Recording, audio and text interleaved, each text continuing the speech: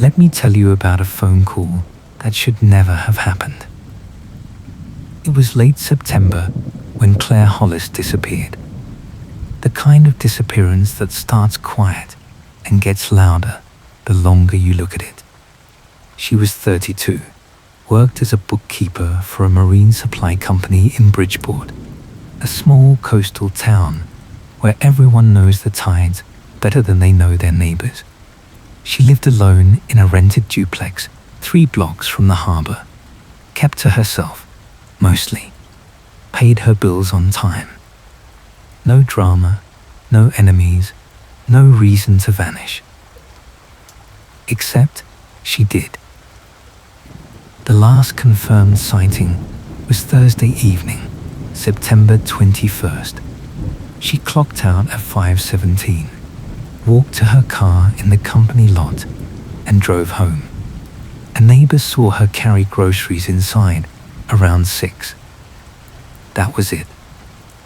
By Monday morning, when she didn't show up for work and didn't answer her phone, her manager called the police.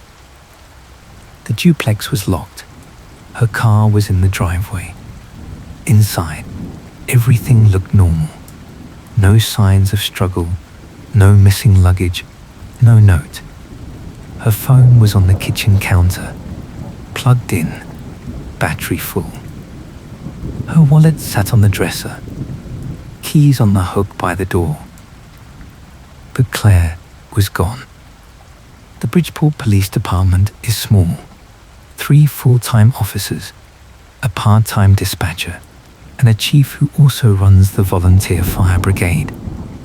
Missing persons cases are rare.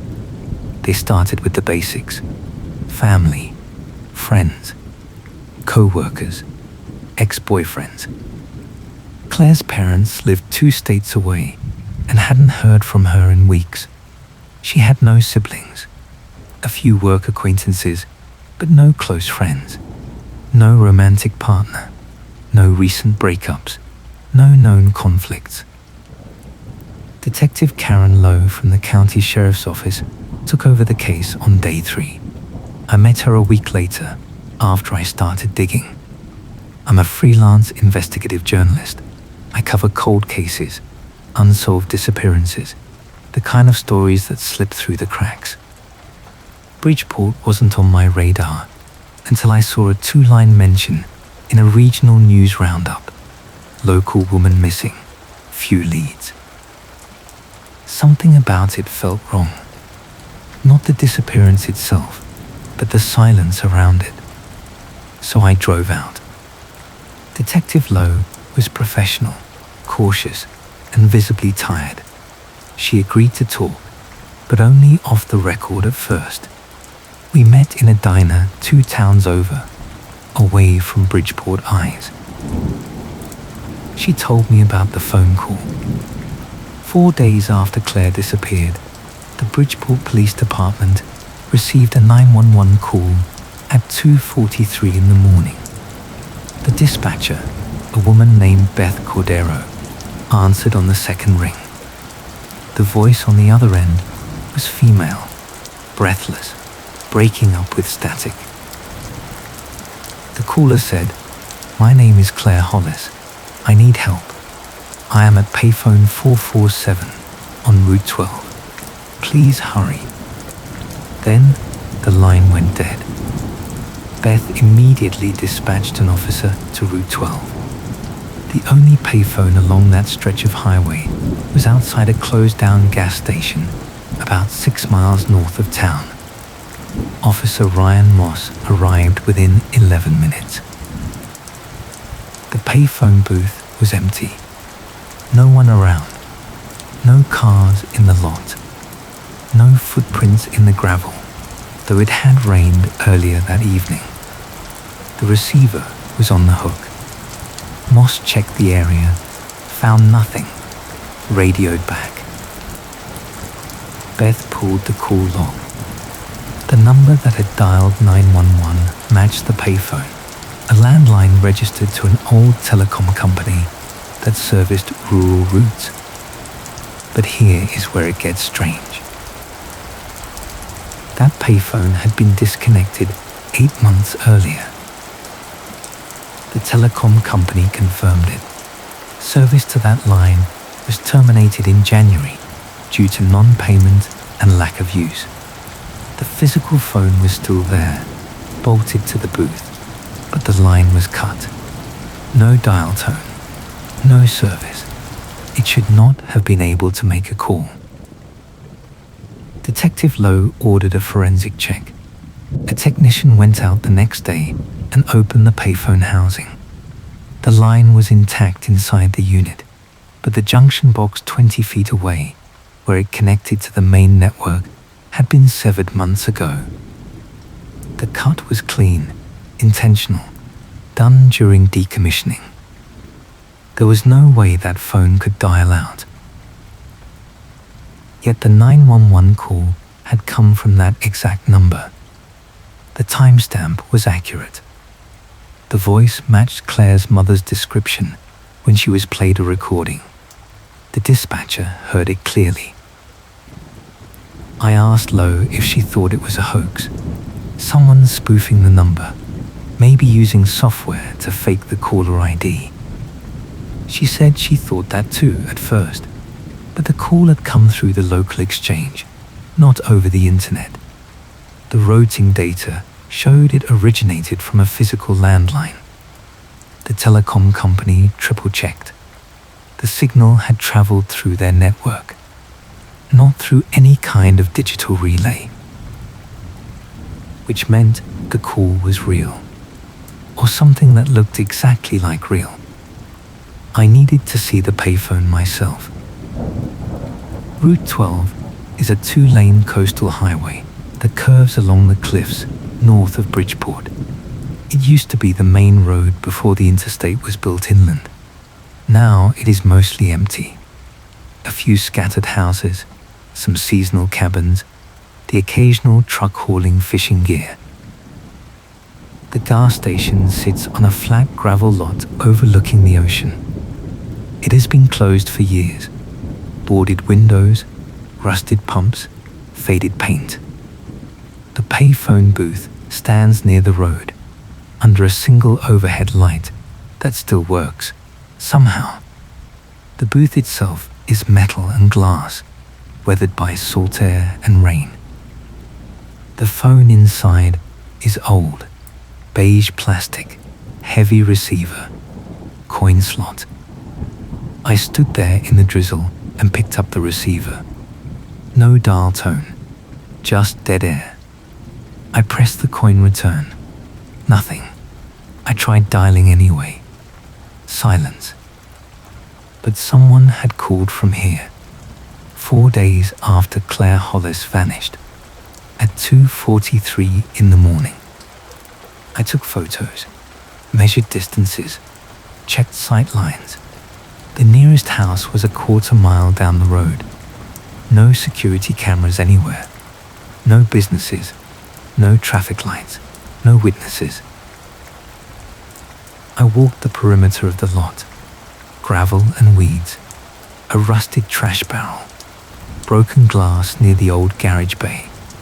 And then I saw it.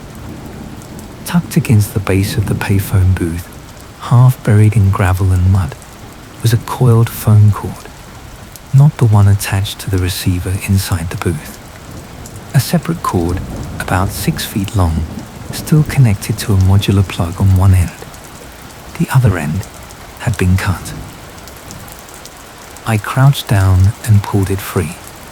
The plastic was dirty, but not degraded. The cut was clean, recent. The plug was the kind used for landline handsets. I put it in a plastic bag and drove back to town. Detective Lowe examined the cord in her office. She agreed it looked recent, and she agreed it was strange. But she also pointed out that it could have been left by anyone. A repair worker, a scavenger, someone using the site as a dumping spot. Still, she logged it as evidence. Item 73, in a case that was filling up with objects that did not quite fit. I started interviewing people in Bridgeport. Claire's co-workers at the marine supply company were polite, but had little to offer.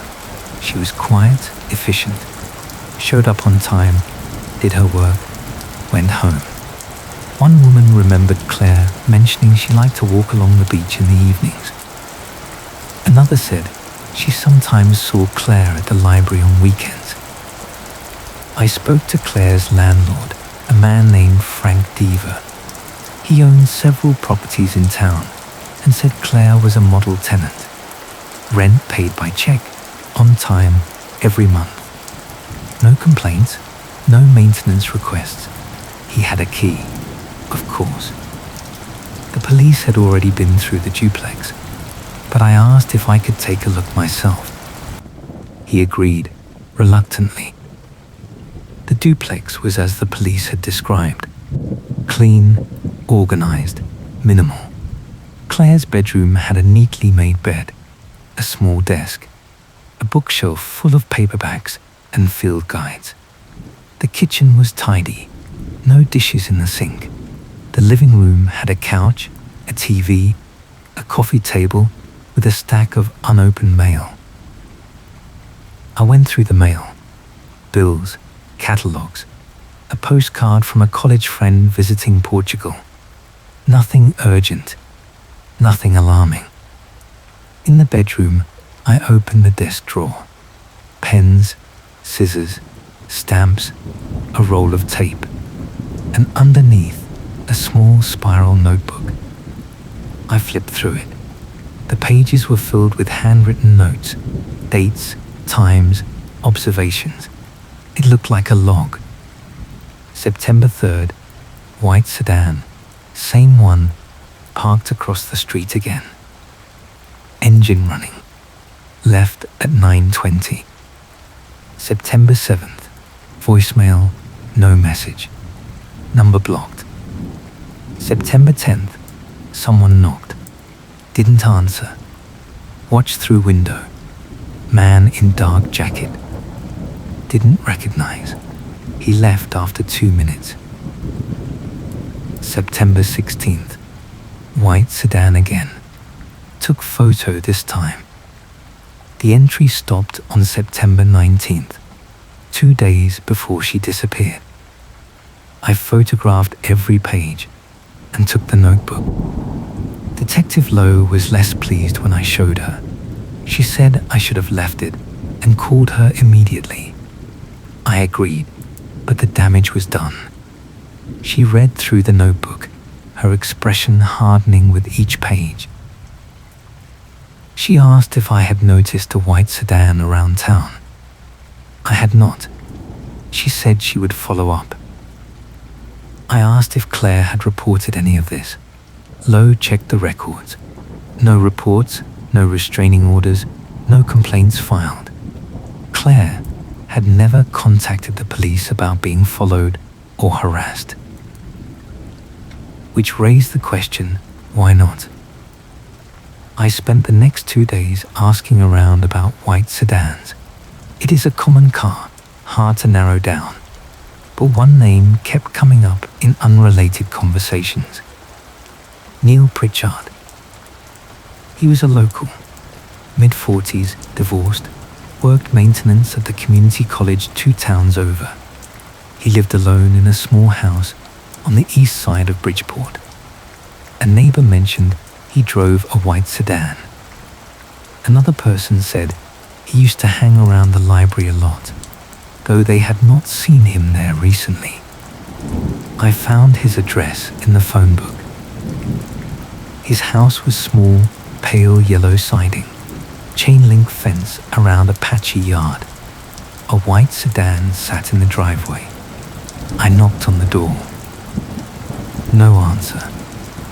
I tried again the next day. Same result. On the 3rd try, a man opened the door. Neil Pritchard was tall, thin, with a grey beard and tired eyes. He looked at me like I was selling something. I introduced myself, explained I was looking into Claire Hollis's disappearance, and asked if he had known her. He said no, he had never met her. I asked if he had ever been parked outside her duplex.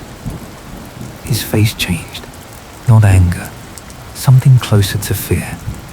He said I should leave. He closed the door. I stood there for a moment, then walked back to my car. As I drove away, I checked my rearview mirror. Neil Pritchard was standing in his front window, watching me.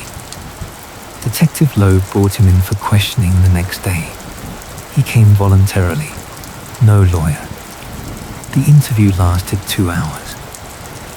He admitted he had been parked outside Claire's duplex multiple times. He said he had been trying to work up the courage to talk to her. He said he had seen her at the library a few times, thought she seemed nice, wanted to introduce himself, but was too nervous. So he drove by her place instead, trying to figure out what to say. He denied ever knocking on her door. He denied making any phone calls. He said he had no idea she was keeping a log of his behavior. He seemed embarrassed, ashamed, but not dangerous. Lowe checked his alibi for the night Claire disappeared. He had been at work until 11, then went home. His supervisor confirmed the shift. His phone records showed no calls to Claire, no connection to the payphone on Route 12. She had to let him go. But the white sedan was now on record, and the notebook was evidence that Claire had been frightened. I kept digging. I went back to the library, talked to the staff. A librarian named Denise remembered seeing Claire regularly. She also remembered Neil Pritchard. She said he had asked about Claire once, casually, wanted to know if she worked nearby or if she came in on her schedule. Denise had brushed him off, told him she could not share patron information. But then Denise mentioned something else. She said there had been another man asking about Claire a few weeks before she disappeared. He had not given his name. He was older, maybe 50s, wearing a work jacket with a logo she did not recognize. He had asked if Claire ever used the library computers, if she ever printed anything, if she ever met anyone there. Denise had found it strange enough to mention it to her manager, but nothing came of it. I asked her to describe him. She said average height, stocky build, graying hair, rough hands. The logo on his jacket was a circle with some kind of tool inside. She could not remember exactly. I left the library and called Detective Lowe. She said she would look into it. That night, I sat in my motel room and listened to the rain hammer the roof. I spread Claire's notebook across the bed and read it again, line by line. The entries were careful, methodical. She was documenting something, building a record. But of what? A stalker? A threat? A pattern she could not yet prove? The phone cord I had found at the payphone sat on the nightstand, still in its plastic bag. I picked it up, held it to the light. The cut was clean, deliberate. Someone had used that cord recently, and someone had called 911 from a phone that should not work. I thought about the voice on the recording, breathless, breaking up with static. Claire Hollis, asking for help. If it was really her, where had she been calling from? And if it was not her, who had been holding the other end of the line?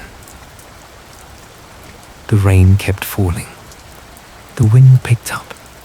Somewhere out there, in the dark, the payphone booth stood empty under its single light, waiting for the next call that should never come. I closed the notebook and turned off the lamp. But I did not sleep. Because the timeline did end the next morning, I drove back to the marine supply company where Claire had worked. I needed to talk to her manager again. this time with better questions. The building sat near the industrial docks, a low concrete structure with salt stains on the walls and gulls circling overhead. Inside, the air smelled like rope and diesel. A woman at the front desk directed me to the back office. Claire's manager was a man named Tom Garrett, late 50s, weathered face, hands that looked like they had spent years handling cargo. He had talked to the police already, but he agreed to talk to me. I asked him about Claire's work. He said she was reliable, kept the books clean, never missed a day until she vanished. I asked if she had seemed worried or distracted in the weeks before she disappeared. He thought about it, then nodded slowly. He said she had asked him, about 2 weeks before she went missing, if the company kept records of who accessed the building after hours. He told her the front door had a key card system, and yes, there were logs. She had not explained why she wanted to know. I asked if he still had those logs. He said the police had taken copies, but he could pull up the digital records if I wanted. We went to his computer. He opened a spreadsheet that tracked every keycard entry and exit for the past 3 months. I scanned the dates. Claire's card showed regular patterns, in at 8, out at 5, 5 days a week. Clean and predictable. Except for one night. September 14th. Claire's keycard had been used to enter the building at 11:47 at night, then again to exit at 12:51. Over an hour inside, alone, in the middle of the night. I asked Tom if that was normal. He said absolutely not. The building was supposed to be locked after 6, unless someone had prior approval. He had no record of Claire requesting after-hours access. He had not even noticed the entry until now. I asked what was in the building that someone might need at midnight. He shrugged. Inventory records, shipping manifests, client files, financial documents. Everything was on the company server, which required a separate login. He checked the server logs. No activity under Claire's account that night. So she had come in, spent over an hour inside, and accessed nothing on the computer. What had she been doing? Tom walked me through the building. The main floor was open workspace, desks, filing cabinets, a break room. Upstairs was storage, boxes of old records, surplus equipment. The back hallway led to a warehouse bay where shipments were processed. I asked if there were security cameras. He said there used to be, but the system had broken 2 years ago and they never replaced it. Budget cuts. I walked the layout myself, trying to imagine what Claire might have been looking for. The desks were generic, nothing personal left behind. The filing cabinets were labeled by year and category. I pulled a few drawers. Invoices, contracts, employee records. Then I noticed something. One filing cabinet in the back corner had a lock that looked newer than the others. I pointed it out to Tom. He said that cabinet held confidential client files, contracts with maritime agencies, some legal paperwork. Only he and the company owner had keys.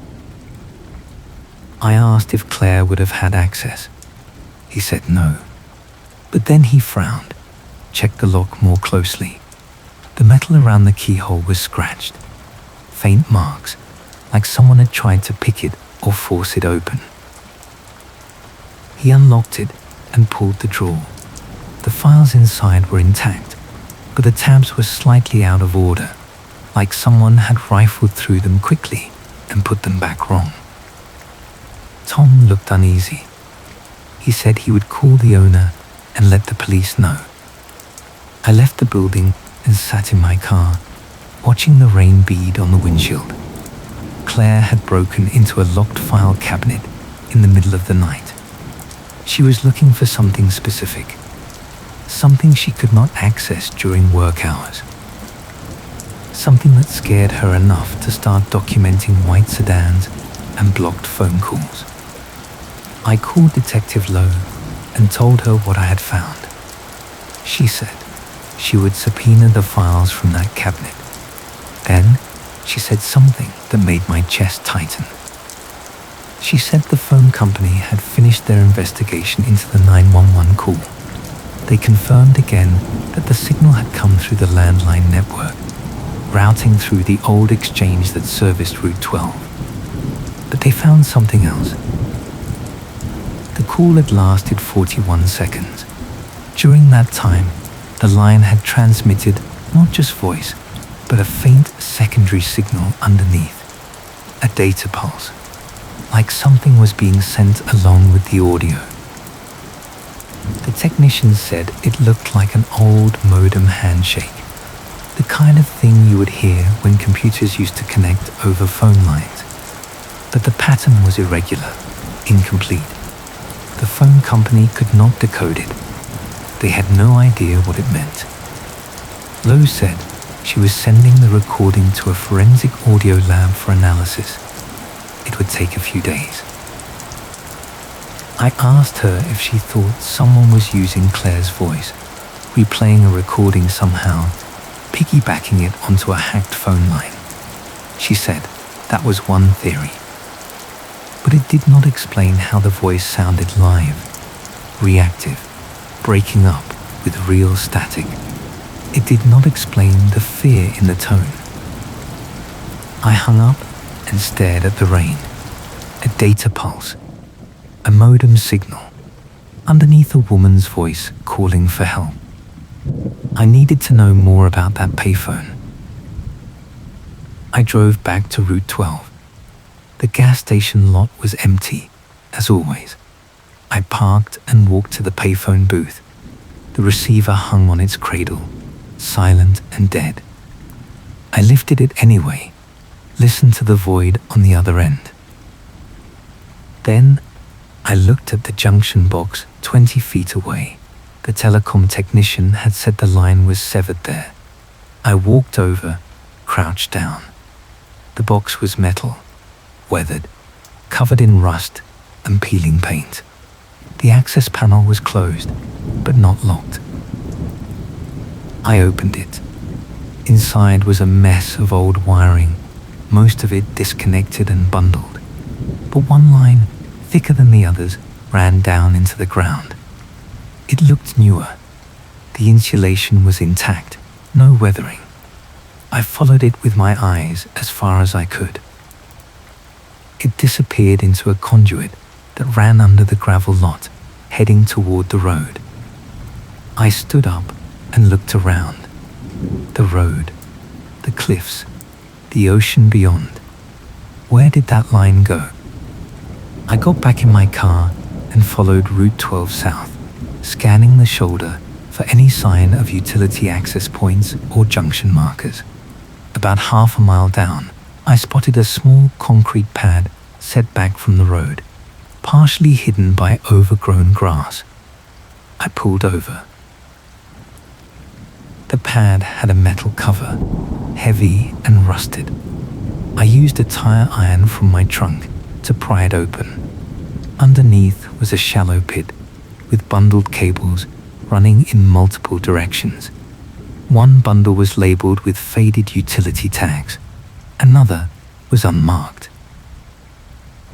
I took photos, closed the cover, and drove back to town.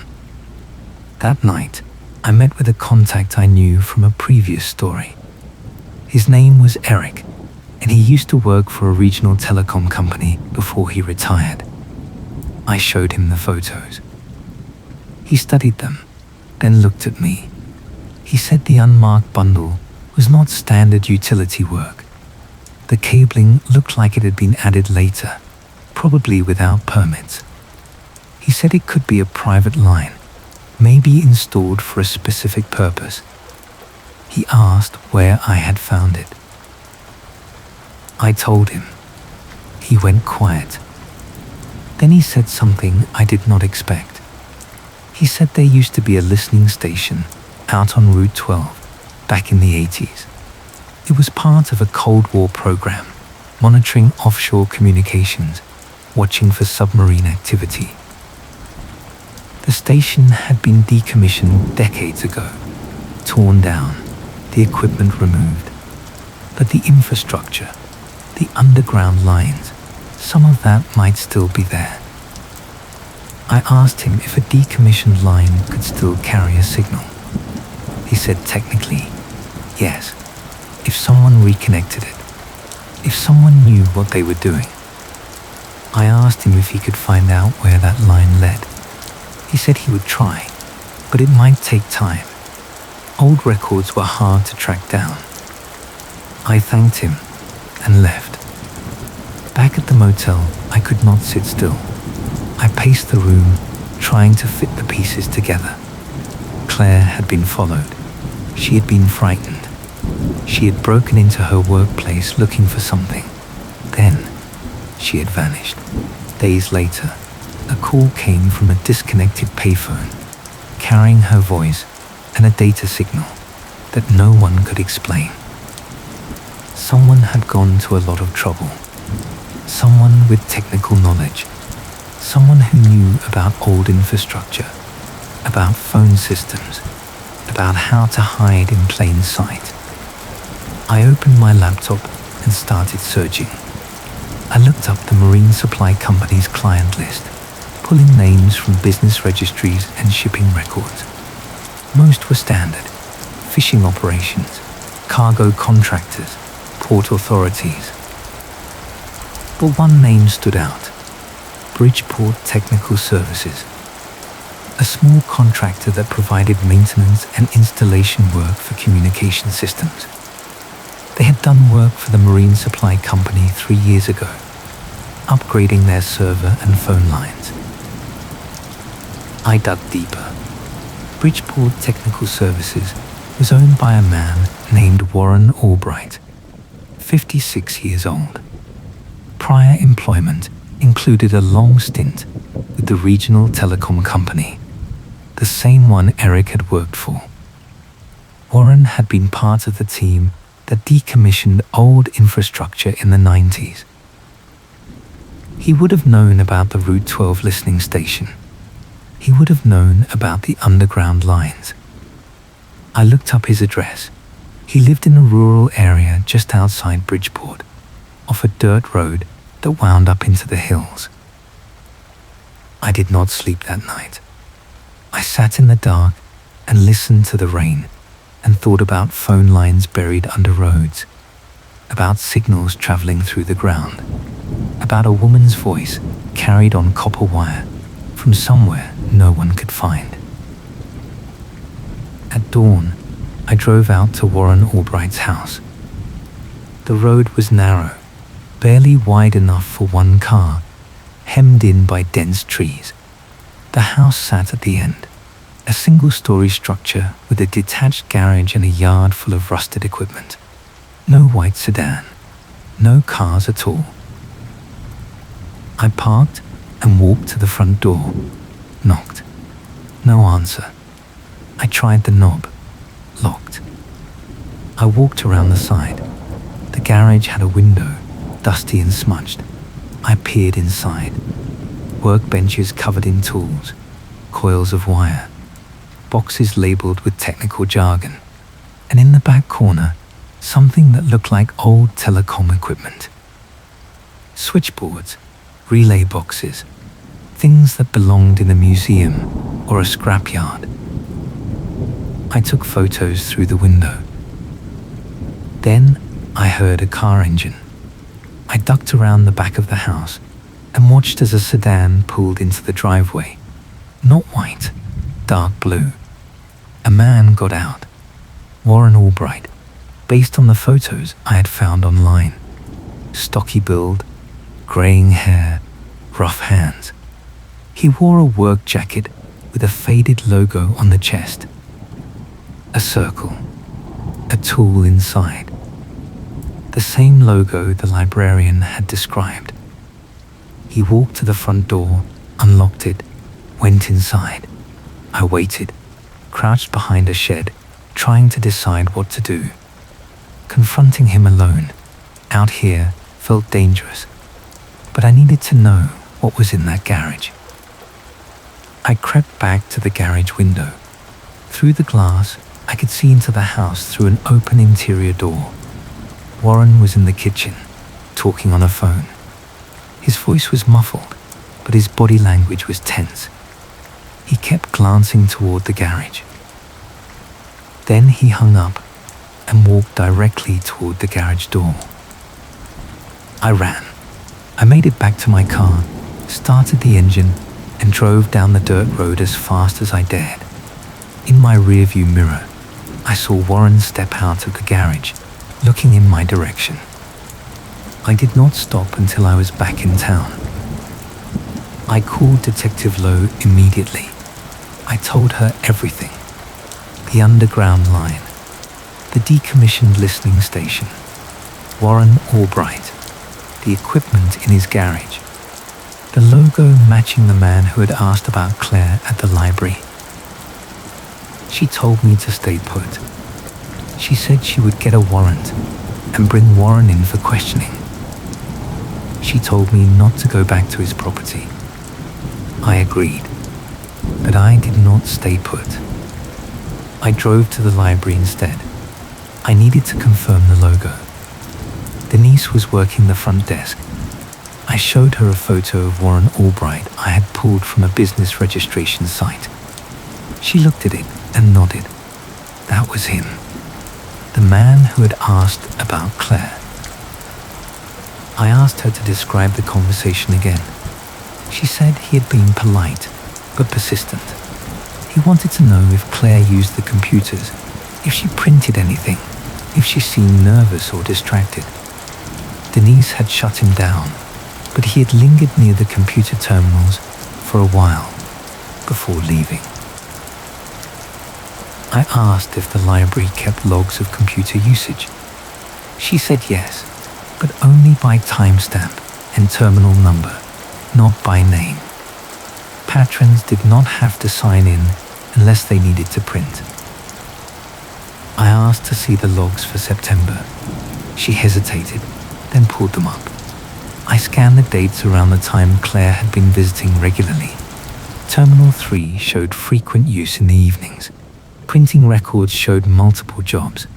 8 pages on September 5th, 12 pages on September 10th, 6 pages on September 16th.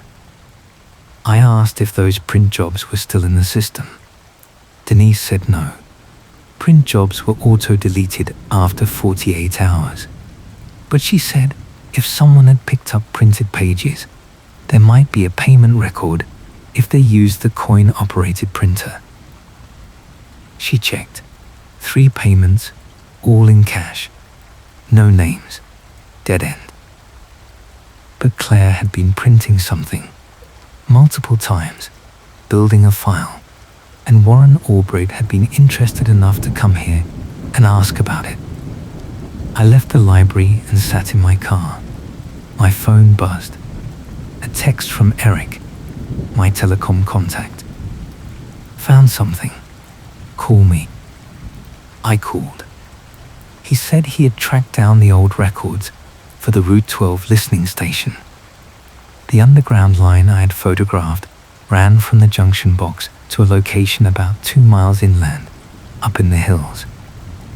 The original station building had been torn down, but the land was still owned by the federal government, listed as surplus property. He sent me coordinates. I plugged them into my GPS. The location was less than a mile from Warren Albright's house. My hands went cold. I called Detective Lowe. Voicemail. I left a message, then made a decision I probably should not have made. I drove back out to the hills. The coordinates led me off Route 12 onto a fire road that climbed steeply through the trees. The road was overgrown, barely passable. I parked where the road ended and continued on foot. The rain had softened to a drizzle, but the ground was slick with mud. I followed a faint trail through the underbrush, checking my GPS every few minutes. The forest was dense, silent, except for the drip of water from the branches. After 20 minutes, I found it.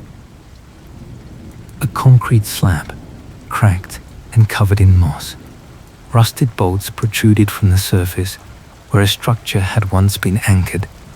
Around the perimeter, I could see the remains of a chain-link fence, mostly collapsed. And in the center of the slab, a metal hatch, partially hidden under fallen leaves. I cleared the leaves away. The hatch had a handle, rusted but intact. I pulled. It did not budge. I tried again, using my full weight. The hatch groaned and shifted, then lifted. Underneath was darkness. A ladder descended into a narrow shaft. I turned on my phone's flashlight and shone it down. The ladder went about 15 feet, ending at a concrete floor. I hesitated. This was the moment I should have waited for the police. But I thought about Claire, about the fear in her notebook, about the phone call from a line that should not exist. I thought about Warren Albright and the equipment in his garage. I climbed down. The shaft opened into a small underground room, maybe 10 feet by 10 feet. The walls were concrete, stained with water damage and mildew. The ceiling was low, crossed with old conduit and cable trays. Most of the equipment had been removed, but a few pieces remained. A rusted metal rack, a junction panel with exposed wiring, and in the corner, a wooden crate covered with a tarp. I pulled the tarp off. Inside the crate were more cables, tools, and a small metal box. I opened the box. Inside was a notebook. Not like Claire's. This one was older, the pages yellowed. The handwriting was neat, technical. Dates and times, signal logs, frequencies, notes about equipment tests. I flipped to the last entry. It was dated 6 months ago. System reactivated. Line integrity confirmed.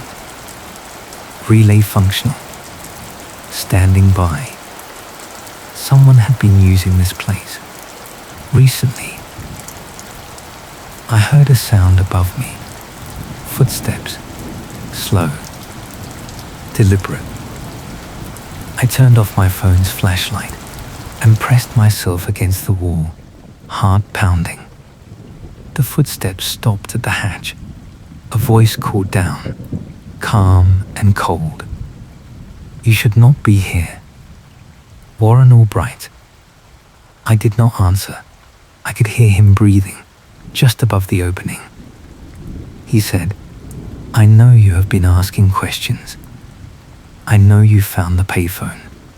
I know you talked to the police. You need to stop. I stayed silent.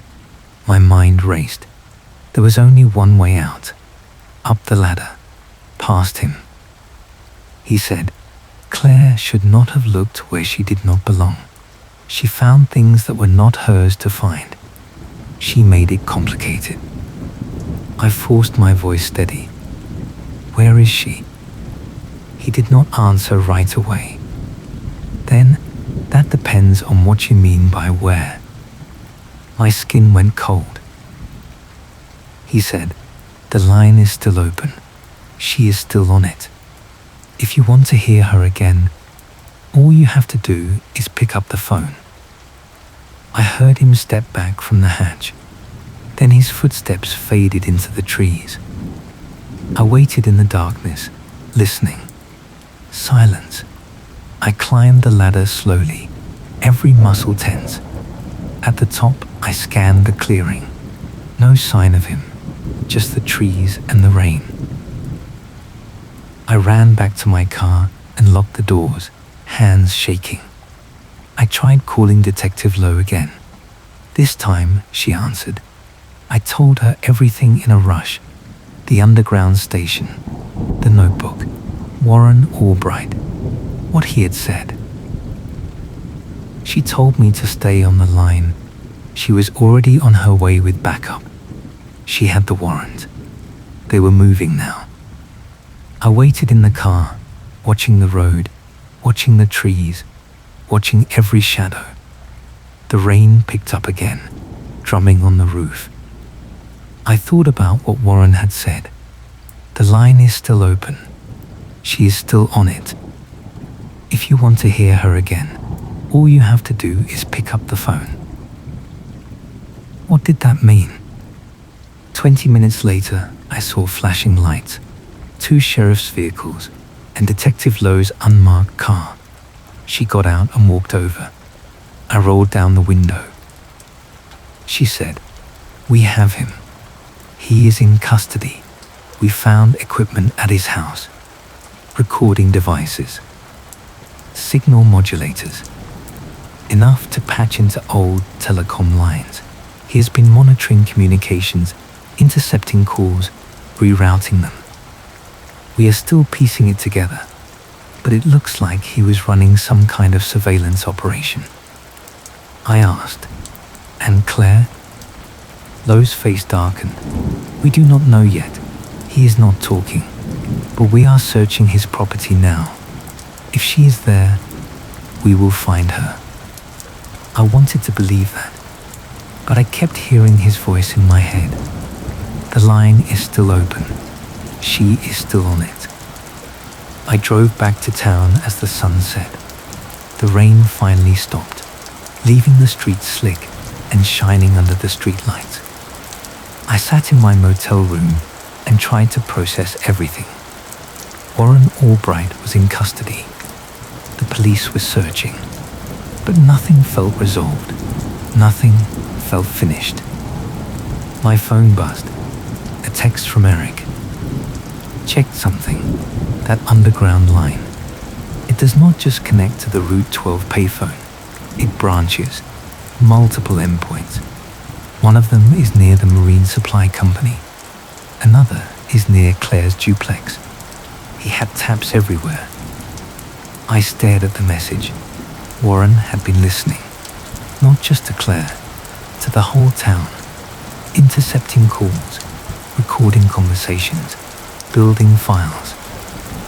But why? And where was Claire?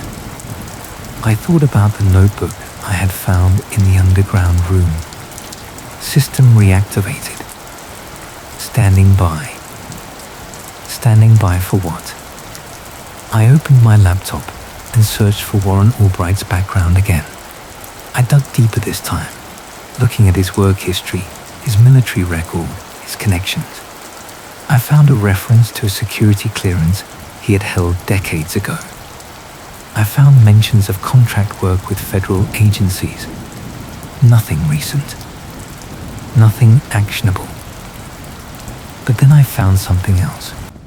A property record.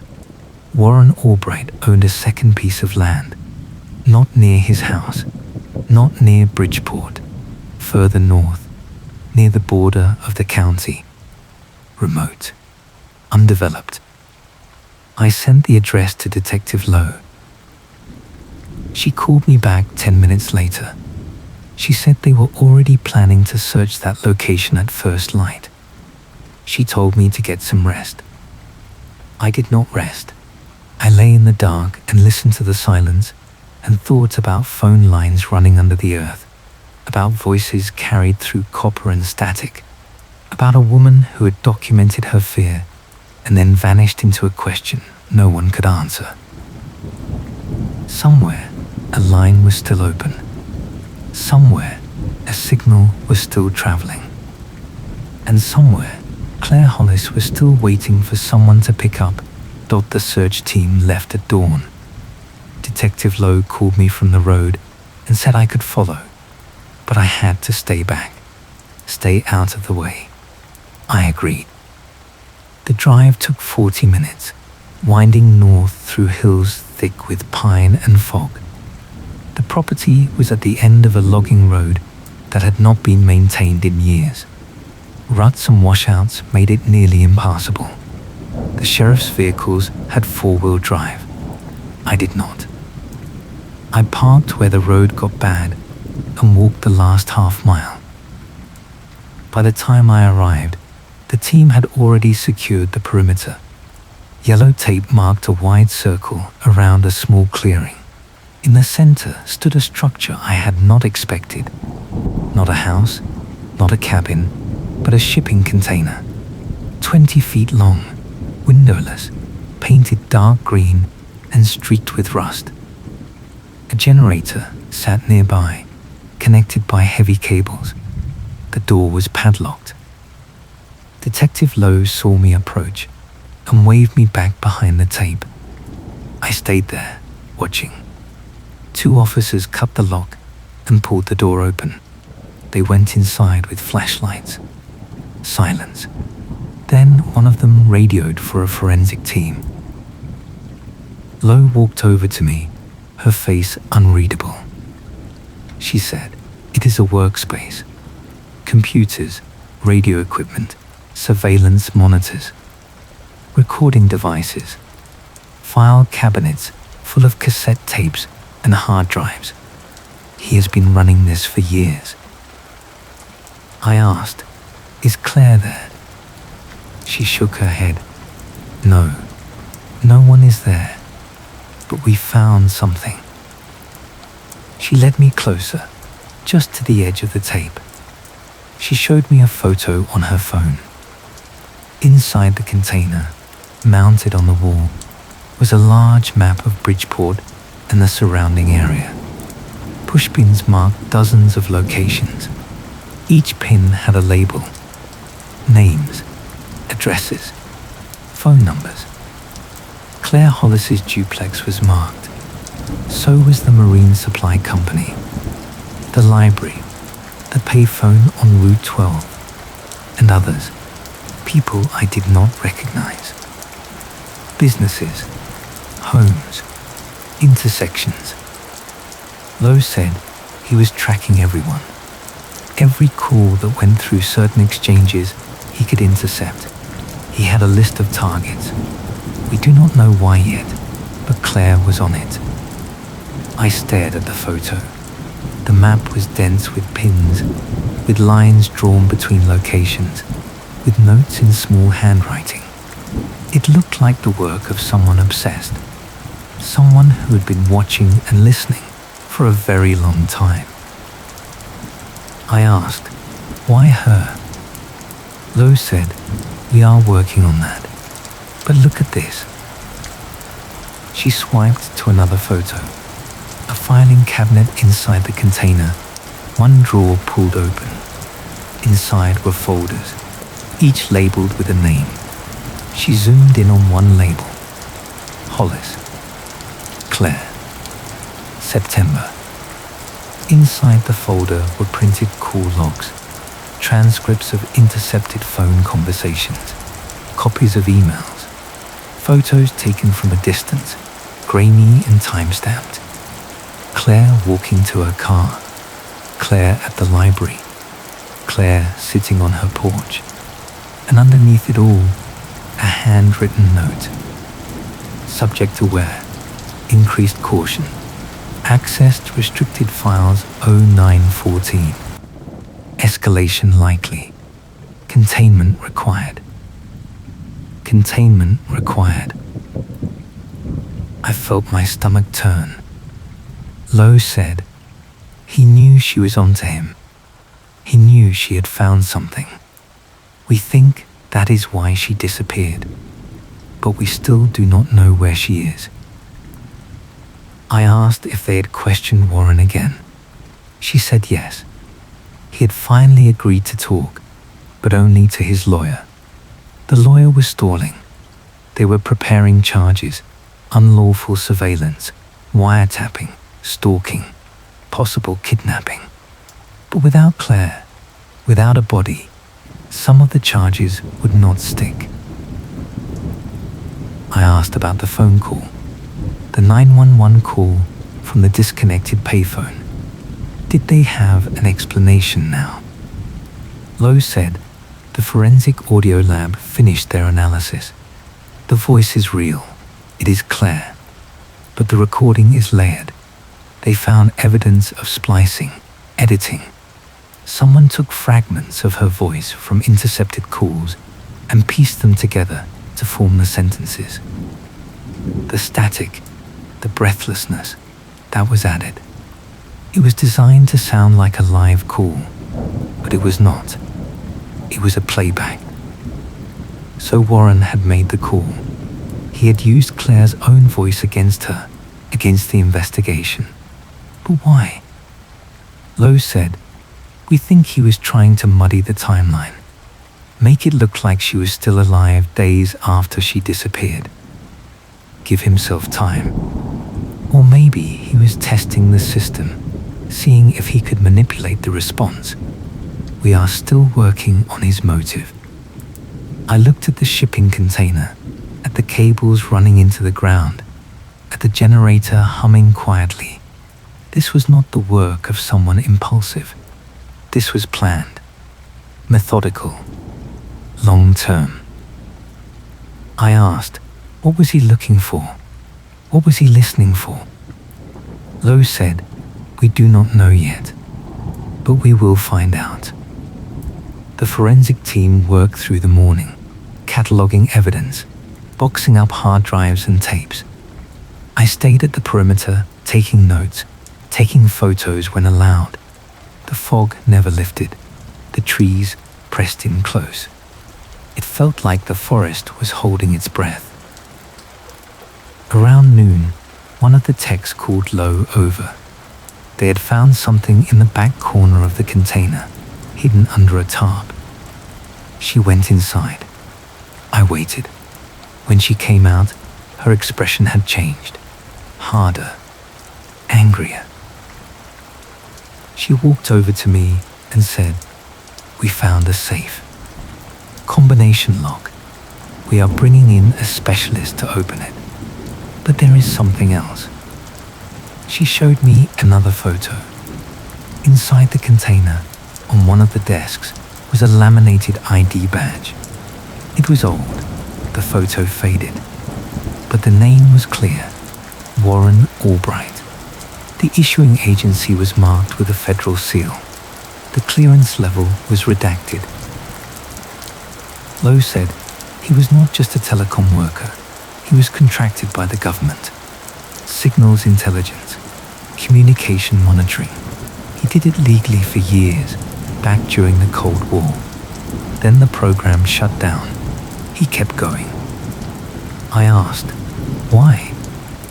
She said, that is what we need to figure out. I spent the rest of the day in Bridgeport, talking to people, following threads. I went back to the Marine Supply Company and spoke to Tom Garrett again. I asked him if Warren Albright had ever done work for them. He checked his records. Yes, 3 years ago, Warren's company had installed a new phone system and upgraded their network. He had access to everything. I asked if Claire would have been working there at the time. Tom checked. Yes, she had started 2 months before the upgrade. So Warren had been inside the building. He had installed the equipment. He would have known the layout, the systems, the vulnerabilities, and he would have been able to plant listening devices, intercept communications, monitor activity. I asked Tom if he had noticed anything strange around that time. He thought about it, then mentioned that a few months after the upgrade, they had started getting dropped calls, random disconnections. He had called Warren's company to complain, and someone came out to fix it. The problem stopped. But maybe it had not been a problem. Maybe it had been intentional, a way to test the system, to refine the intercepts. I left the Marine Supply Company and drove to Claire's duplex. The landlord, Frank Deaver, was there doing repairs. I asked him if Warren Albright had ever done work on the property. He said no, not that he could remember. But then he paused. He said, actually, maybe. A few years back, the phone line to this unit had issues. I called the phone company, and they sent someone out. I was not here when they fixed it. Might have been him. I asked if he remembered when. He said late summer, maybe 4 years ago. 4 years. Warren had been setting this up for at least that long. I went inside the duplex. It still looked the same. Empty. Waiting. I walked through the rooms again, slower this time, looking for anything the police might have missed. In the bedroom, I opened the closet. Clothes on hangers, shoes on the floor. Nothing unusual. But then I noticed something. On the top shelf, pushed to the back, was a cardboard box. I pulled it down. Inside were more notebooks, not logs like the one I had found before. These were different. Personal journals. Claire's handwriting, but older entries. Some dated back 5 years. I flipped through them. Everyday thoughts. Work frustrations. Loneliness. Plans for the future. And then, about 3 years ago, a shift in tone. I have been feeling watched lately. I know that sounds paranoid. Maybe it is. But there have been small things. A car I keep seeing. A sense that someone has been in my apartment when I am not here. Nothing I can prove. Just a feeling. The entries continued, documenting small incidents. A rearranged drawer. A window left unlocked when she was sure she had locked it. Phone calls where the line clicked before someone hung up. She had been documenting this for years, long before the white sedan, long before the September logs. I took the box and left. That evening, I met with Detective Lowe at the police station. She was exhausted, running on coffee and determination. I showed her the journals. She read through them, her jaw tightening with each page. She said he had been targeting her for years. This was not random. There was a reason. I asked, what reason? She said, we are close to finding out. The safe at the container site was opened an hour ago. Inside were documents, classified documents, old contracts, payment records, and a list. She pulled out a printout and slid it across the desk. It was a typed list of names, maybe 30 people. Each name had a date next to it and a location. Some of the entries were crossed out, some were circled. Claire Hollis was circled. I scanned the other names. I did not recognize most of them, but one stood out. Daniel Kress. That name was familiar. I had seen it in a news article months ago. A missing person case, 2 towns over, never solved. I pointed it out to Lo. She nodded. She said, we are cross-referencing the list now. At least 6 of the names match unsolved disappearances or suspicious deaths over the past decade. All in this region, all within the range of Warren's surveillance network. My blood went cold. I asked, are you saying he killed them? She said, we do not have proof yet, but we are treating this as a serial case now. Multiple victims. Claire might not be the first. She might not be the last. I sat back, trying to process it. Warren Albright had been watching people for years, intercepting their communications, tracking their movements, and some of them had disappeared. I asked, why? What connects them? Lowe said, "We do not know yet, but there is something else." The documents in the safe included files from his old government work, signal intercepts from the 80s, surveillance reports, and mixed in with those were newer files, personal files. It looks like he was continuing the work on his own, but for his own reasons. She pulled out another document, a personnel file. The photo showed a younger Warren Albright in uniform. The text outlined his role: communications intelligence, signal monitoring, counter-espionage operations. He had been good at his job, decorated, trusted. Then, in 1993, he had been reassigned. No explanation in the file, just a transfer to a desk job, then early retirement. Lowe said, "Something happened, something that changed his trajectory. We are trying to find out what." I asked if I could look through the rest of the documents. She hesitated, then agreed. I spent the next 2 hours in a conference room, reading through files that smelled like mildew and old paper. Most of it was technical: signal frequencies, encryption methods, reports on intercepted communications. But buried in the middle was something different. A memo dated March 1993, marked confidential. The memo outlined an internal investigation into unauthorized surveillance. An agent, name redacted, had been monitoring domestic communications without proper authorization. The investigation had been closed quietly. The agent had been reassigned. I checked the dates. Warren Albright had been reassigned in March 1993.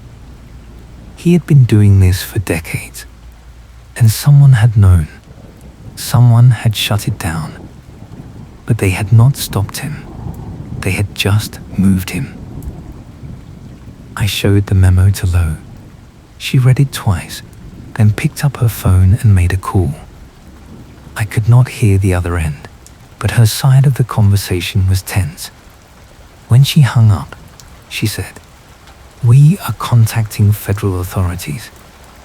This is bigger than we thought." I asked what that meant for Claire. She said, "It means we keep searching, and we hope we are not too late." That night, I could not sleep. I lay in the motel bed and stared at the ceiling, listening to the sounds of the building. Pipes creaking, footsteps above, a door closing somewhere down the hall. I thought about the list. 30 names, 6 confirmed missing. How many others had there been? How many people had Warren watched, tracked, and erased? And why Claire? What had she done to draw his attention? I got up and opened my laptop. I went through everything I had collected: the notebooks, the call logs, the timeline. I mapped out the dates. Claire had started working at the Marine Supply Company 4 years ago. Warren had installed the phone system shortly after. He had been listening to her calls, watching her movements. But something had changed in September. She had broken into the locked filing cabinet at work. She had found something that made her start documenting threats. What had been in that cabinet? I called Tom Garrett, even though it was past midnight. He answered, groggy. I apologized and asked him if he remembered what was in the confidential client files, the ones in the locked cabinet. He said contracts, mostly, shipping agreements, a few legal settlements, nothing that seemed sensitive. I asked if any of the clients had connections to government work. He was quiet for a moment, then said, maybe. We did some contract work for a federal maintenance depot a few years back. routine stuff, supplies for a communications facility. I asked where. He said up north, near the old Route 12 listening station actually, before it was decommissioned. My chest tightened. I asked if Warren Albright had been involved in that contract. Tom said he did not know, but he could check in the morning. I thanked him and hung up. The pieces were starting to fit. Warren had worked at the listening station. He had continued his surveillance after it shut down. He had monitored people, built files, and when someone got too close, when someone found something they should not have, he made them disappear. Claire had found records of his government work in the filing cabinet. She had realized something was wrong, and he had known immediately because he was listening. I opened Claire's notebooks again and reread the final entries before she vanished. The last one was dated September 19th. I know what he did. I have copies. I am going to the police tomorrow. But she had never made it to the police because Warren had been listening. He had heard her plan, and he had acted first.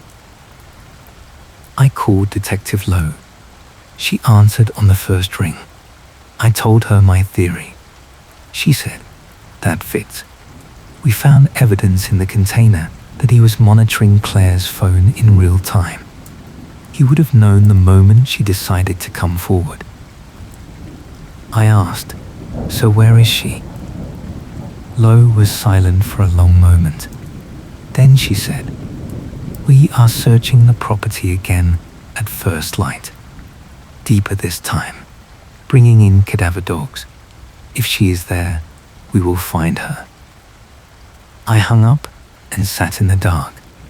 The rain started again, soft at first, then building to a steady drumming on the roof. I thought about Claire, about the fear she must have felt, knowing someone was watching, knowing she was running out of time. I thought about the phone call, the spliced recording, the data pulse underneath. Warren had used her voice to create confusion, to buy himself time. But maybe there was more to it. Maybe it was a message, a taunt, a way of saying, "I control everything," even her voice. I opened my laptop and pulled up the audio file of the 911 call. The police had sent me a copy for reference. I listened to it again, headphones on, volume up. "My name is Claire Hollis. I need help. I am at Payphone 447 on Route 12. Please hurry." The voice was Claire's, no question, but the pacing was wrong. The pauses were too clean. The background static was artificial. And underneath, faint but present, that data pulse. The modem tone. I opened an audio editor and isolated the pulse. It was rhythmic, repeating. I slowed it down, amplified it. The pattern became clearer. It was not random. It was structured, like a code. I spent the next hour trying to decode it. I was not an expert, but I knew enough to recognize binary patterns. I transcribed the pulses as ones and zeros, grouping them into bytes. Then I ran the sequence through an ASCII converter. The output was garbled at first, but after adjusting for noise and errors, a string of text emerged. Coordinates 46.7823 minus 123.44919. I stared at the screen. Coordinates, hidden in the audio. Warren had embedded them in the fake call. I plugged the coordinates into a map. They pointed to a location in the hills, about 3 miles from the shipping container. Remote, forested, no roads nearby. I grabbed my phone and called Lowe. Voicemail. I left a message with the coordinates and said I was heading there now. I should have waited. I should have let the police handle it.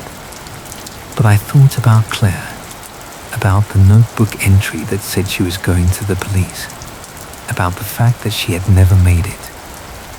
If there was any chance she was still alive, I could not wait. I drove north into the hills. The rain was heavy now, turning the dirt roads to mud. My car slipped and fishtailed, but I kept going.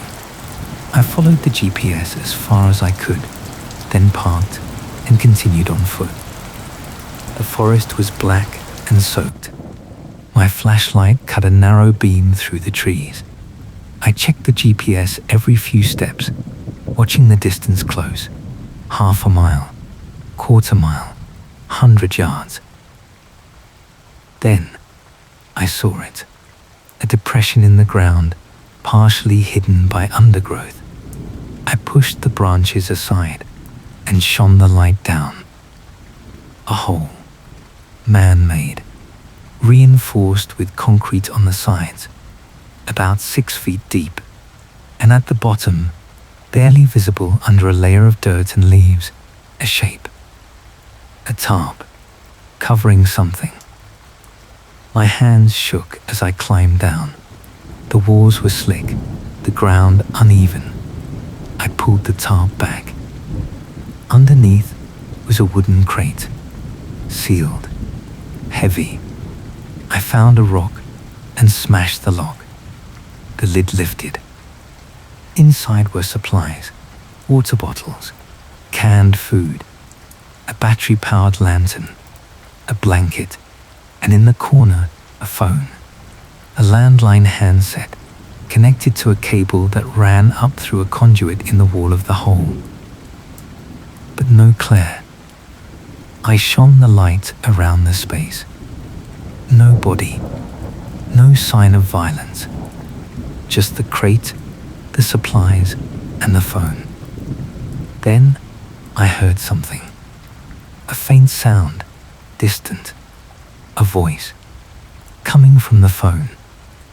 I picked up the handset, static, and underneath it, barely audible, a voice repeating the same phrase over and over. Help me. Help me. Help me.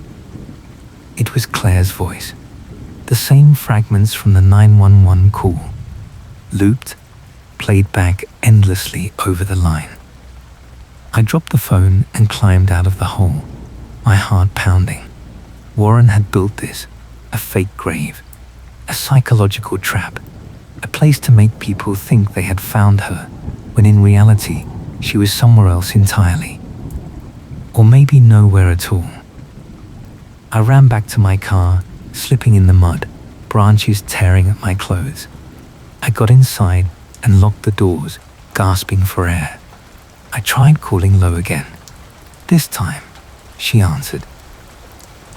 I told her everything. The coordinates, the hole, the phone, the looped recording. She said, "Stay there. We are coming now." I waited in the car, headlights on, engine running. The rain pounded the windshield. The forest pressed in close, and somewhere in the dark, Warren Albright's surveillance network was still out there, still listening, still recording. Claire Hollis had been right to be afraid. She had found something she should not have. And now, I was starting to understand what that something was. This was not just about surveillance. It was about control. About erasing people who got too close. About maintaining a secret that had been buried for decades. And Claire was not the first. She was just the latest. The police arrived 30 minutes later. 3 vehicles, headlights cutting through the rain and mist. Detective Lowe climbed out and came to my window. I could see the exhaustion in her face, but also something else. Resolve. She said, "Show us." I led them back to the hole. The team secured the area, photographed everything, documented the crate, the supplies, the phone with its endless loop still playing into the static. A tech carefully removed the handset and bagged it as evidence. Lo crouched at the edge of the hole and stared down. She said, "This is a message. He is telling us he is in control. He is telling us we are looking in the wrong place." I asked, "So where is the right place?"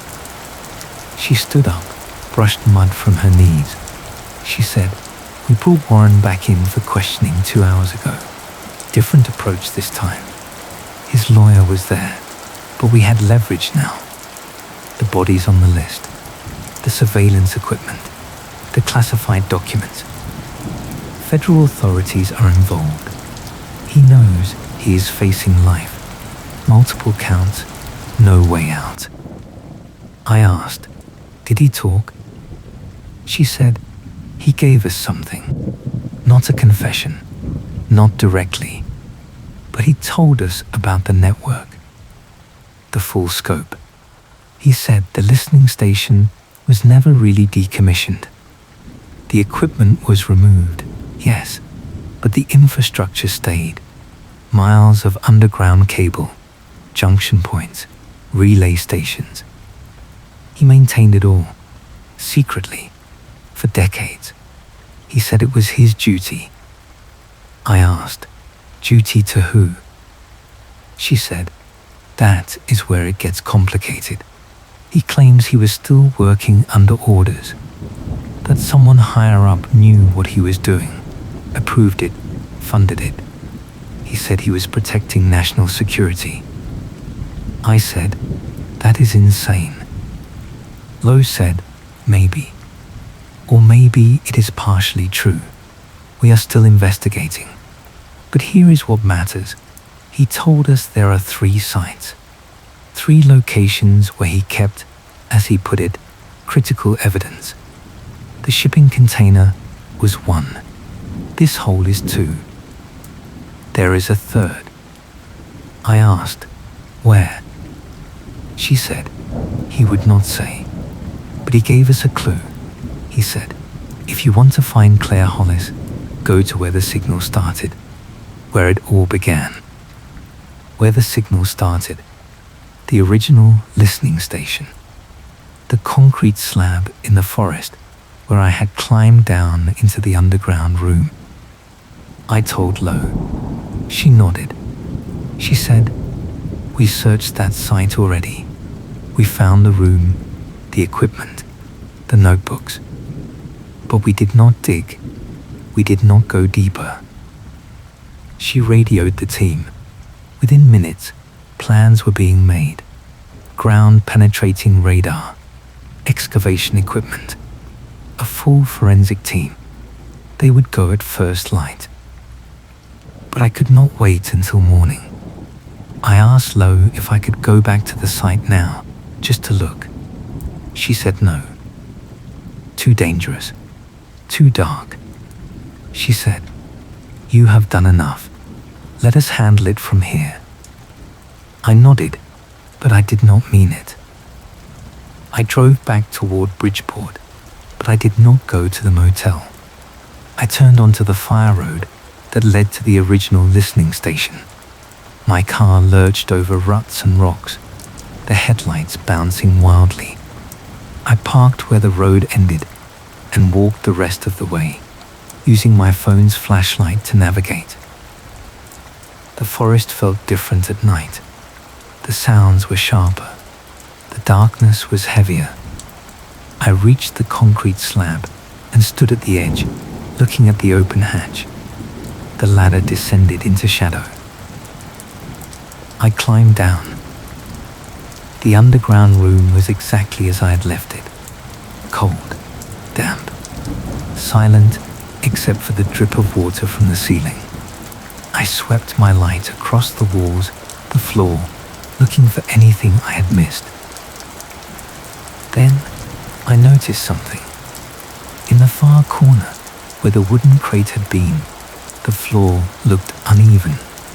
I crouched down and brushed away dirt and debris. Underneath was a seam, a rectangular outline cut into the concrete. A hidden panel. I found a crowbar in the crate and used it to pry up the edge.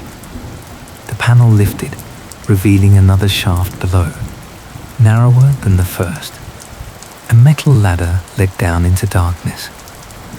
I hesitated. Every instinct told me to call low, to wait for backup. But I thought about Claire's voice on that looped recording, endlessly asking for help.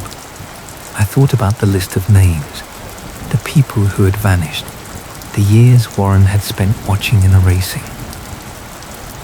I climbed down. The second shaft was deeper, 20 feet, maybe more. The air grew colder, staler. At the bottom, I found myself in a narrow tunnel carved out of rock and dirt, reinforced with old timber beams. The ceiling was low. I had to duck to move forward. The tunnel extended about 30 feet, then opened into a small chamber. My light swept across the space, and I found her. Claire Hollis was sitting against the far wall, knees pulled to her chest, head down. She was wearing the same clothes from the last confirmed sighting. Jeans, a grey sweater. Her hair was matted. Her skin was pale. She did not move. I called her name. No response. I moved closer, my heart hammering. I reached out and touched her shoulder. She flinched, looked up. Her eyes were wide, unfocused. She stared at me like she did not understand what she was seeing. I said, "Claire, my name is Jordan. I am a journalist. The police are looking for you. You are safe now." She blinked slowly. Her lips moved, but no sound came out at first. Then, barely a whisper, "He is listening." I said, "He is not. He is in custody. The police have him. He cannot hurt you anymore." She shook her head. She said, "He is always listening." I looked around the chamber. In the corner was a small camping stove, empty water bottles, food wrappers, a bucket in the opposite corner, a battery-powered lantern turned off. And mounted on the wall, a small speaker connected to a wire that ran up through a conduit. The wire disappeared into the ceiling. I followed it with my light. It ran along the tunnel, back toward the ladder, up toward the surface.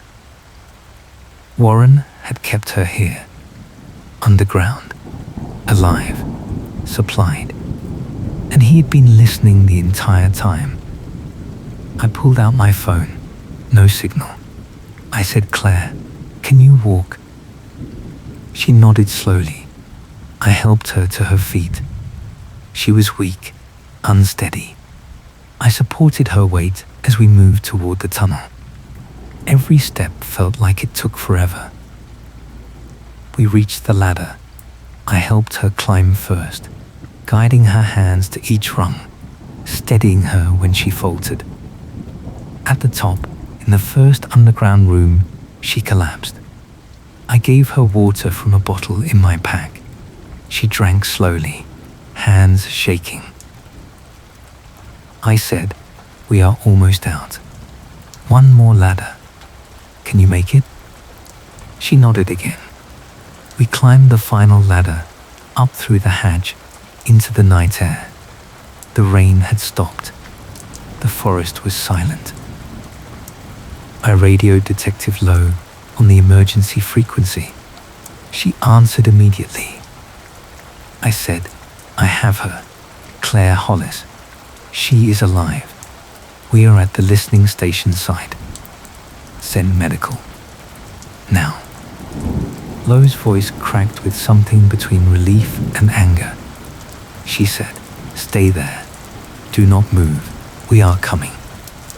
I sat with Claire on the concrete slab, my jacket around her shoulders.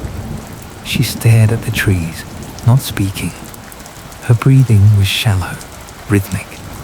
She looked like someone who had been holding her breath for weeks and had finally been allowed to exhale.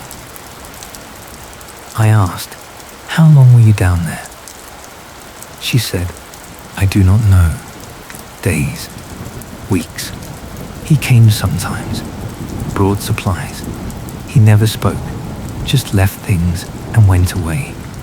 And the speaker, it played things, recordings, my own voice, my phone calls.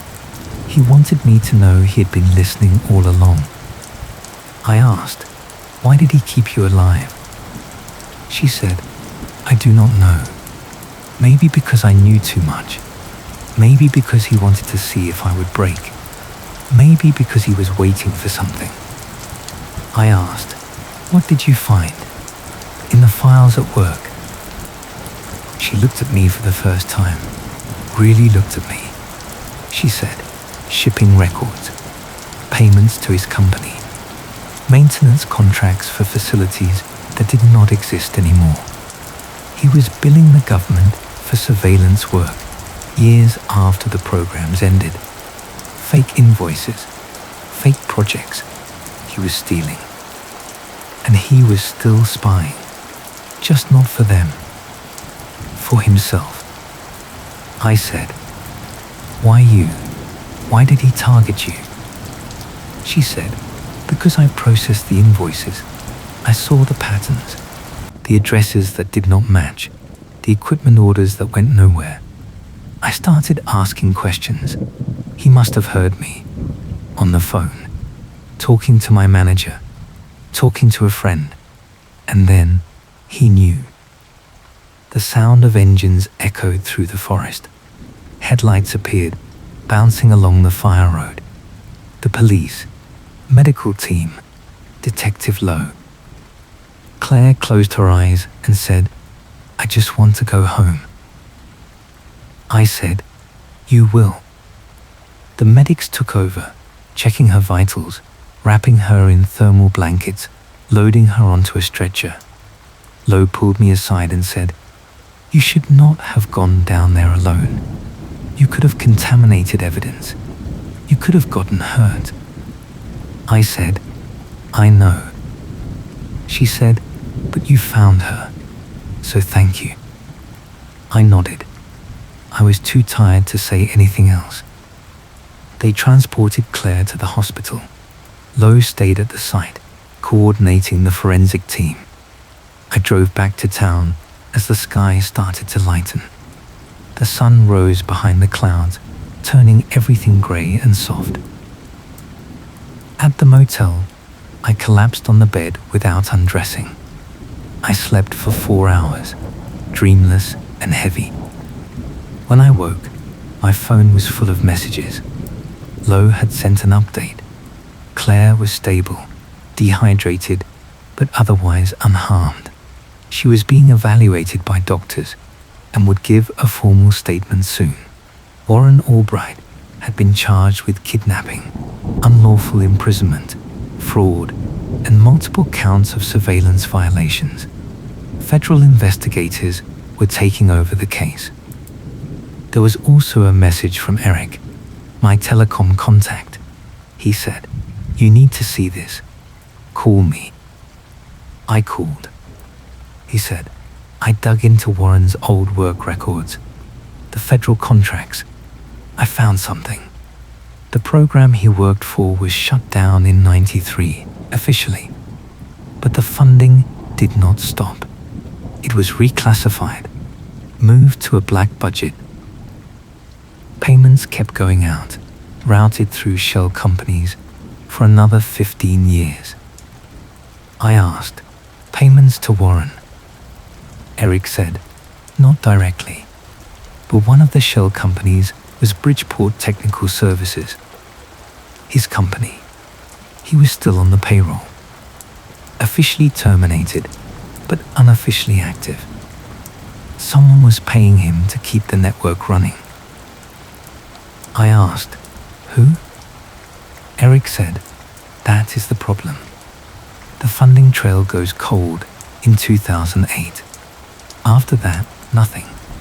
If he kept working, he was doing it on his own dime, or someone else was paying him off the books. I sat up, trying to process this. Warren had been a contractor for a ghost program, paid to maintain surveillance infrastructure that was supposed to be dead, and when the money stopped, he kept going anyway. I asked, why would he do that if he was not getting paid? Eric said, maybe he believed in the work. Maybe he thought he was still protecting something. Or maybe he just liked the power. I thanked him and hung up. I spent the rest of the day going through my notes, organizing everything into a timeline. The case was breaking open now, but there were still gaps. The list of names, the other victims. What had happened to them? Detective Lowe called in the evening. She said, we executed a full search of Warren's properties, both the house and the container site. We found remains, multiple sets, buried in the woods near the container. Forensics is working on identification, but preliminary analysis matches some of the names on the list. I felt sick. I asked, how many? She said, at least 4, maybe more. The excavation is ongoing. I asked, why did he let Claire live? Lowe said, we asked him that. He said she was different. She had found the records. She had proof of the fraud. If she disappeared completely, it would raise questions. So he kept her alive, hidden, a contingency. If the investigation got too close, he could produce her, claim she had run away, make it look like a misunderstanding. He thought he could control the narrative.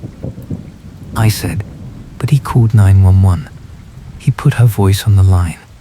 That is the opposite of control. Lowe said, I think that was ego. He wanted to prove he could do it, that he could manipulate the system, manipulate us. He thought he was smarter than everyone, that he could stay invisible forever. I asked, what happens now? She said, federal charges are being filed. Multiple jurisdictions. He will spend the rest of his life in prison. And we are still investigating the scope of the surveillance. How many people he monitored. How many lives he invaded. It is going to take months, maybe years, to untangle it all. I thanked her and hung up. I sat in the motel room and stared at the wall. The case was over, in a sense. Claire was alive. Warren was in custody. The truth was coming out. But it did not feel finished. I thought about the map in the shipping container, covered in pushpins. All those names, all those locations. How many of them had been watched, tracked, documented, and then forgotten? How many had disappeared without anyone noticing? I thought about the phone call, the spliced recording, the data pulse with coordinates embedded in the static. Warren had been playing a game, treating people like pieces on a board, testing his own skills. And he had almost won. The next day I visited Claire in the hospital. She was in a private room guarded by a police officer. Lowe had cleared my visit in advance. I knocked softly and went in. Claire was sitting up in bed, looking stronger. Her color had returned. She was drinking juice and watching the news on a muted television. She looked at me and said, "You are the one who found me." I said, "Yes." She said, "Thank you." I sat in the chair by the window. I said, "How are you feeling?" She said tired, confused, angry, relieved, all of it. I asked, "Do you remember much about the time you were down there?" She said, "Some of it. He came every few days, left food, water, never spoke, never looked at me, just dropped the supplies and left. And the speaker, it played recordings, my voice, my conversations, things I had said on the phone weeks before. He wanted me to know he had been listening, that he knew everything." I said, "That must have been terrifying." She nodded. She said, "I thought I was going to die down there. I thought no one would find me. I thought he would just leave one day and never come back." I said, "But you kept going." She said, "I did not have a choice." I asked the files you found at work, the invoices. "Do you still have copies?" She said, "I printed them. I hid them at the library, in a book. I was going to take them to the police, but he must have heard me planning it. He grabbed me the night before I was going to go. I was walking to my car after getting groceries. He came up behind me. Chloroform, I think. Everything went black. When I woke up, I was down there." I asked, "Which book?" She told me the title, "A Field Guide to Coastal Birds." She said, "I tucked the pages inside the back cover. I do not know if they are still there." I said, "I will check." She looked at me and said, "Why are you doing this? You are not police. You are not family. Why do you care?" I thought about that. I said, "Because stories like yours do not get told enough. Because people vanish and the world moves on, and no one asks why. Because someone should care." She nodded slowly. She said, "Well, thank you for caring." I left the hospital and drove to the library. Denise was at the front desk. I asked her if she remembered the field guide Claire had mentioned. She checked the system. The book was on the shelf. She walked me to the section and pulled it down. I opened it carefully.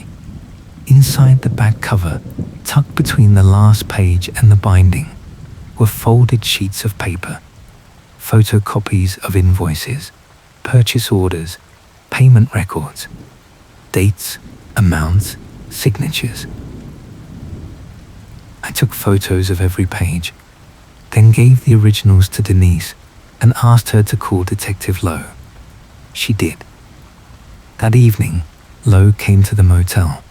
She had reviewed the documents. She said, "This is it. This is the proof." Warren was defrauding the government for years. Fake contracts, fake maintenance work. He was billing for surveillance operations that did not exist, pocketing the money and using it to fund his own network. I asked, "How much?" She said, preliminary estimates put it over $2 million, spread out over 15 years. Small amounts, carefully hidden, but it adds up. I asked, "And the people on the list? The ones who disappeared?" She said, "We are still investigating, but the pattern suggests he targeted anyone who got close to discovering the fraud. Employees, auditors, people who asked too many questions. He monitored them, documented them, and when they became a threat, he eliminated them." I said he was protecting his secret. Lowe said, "Yes, and he was good at it. Until Claire." I asked, why did she survive when the others did not? Lowe said timing, luck. Maybe he hesitated because she had proof and he thought he could use her as leverage. Maybe he was planning to kill her later but got caught first. We may never know exactly. She stood to leave, then paused. She said, "You should write this story. People need to know what happened here, what he did, how long it went on." I said, "I will." She left. I opened my laptop and started writing. Over the next 2 weeks, the case continued to unfold. The remains found near the shipping container were identified.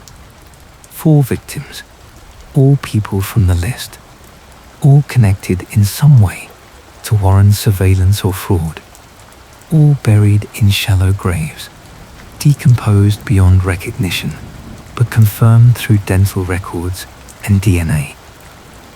Federal authorities charged Warren with 4 counts of first-degree murder, in addition to the kidnapping, fraud, and surveillance charges. His lawyer tried to negotiate a plea. The prosecutors refused. Claire gave her full statement. She testified before a grand jury.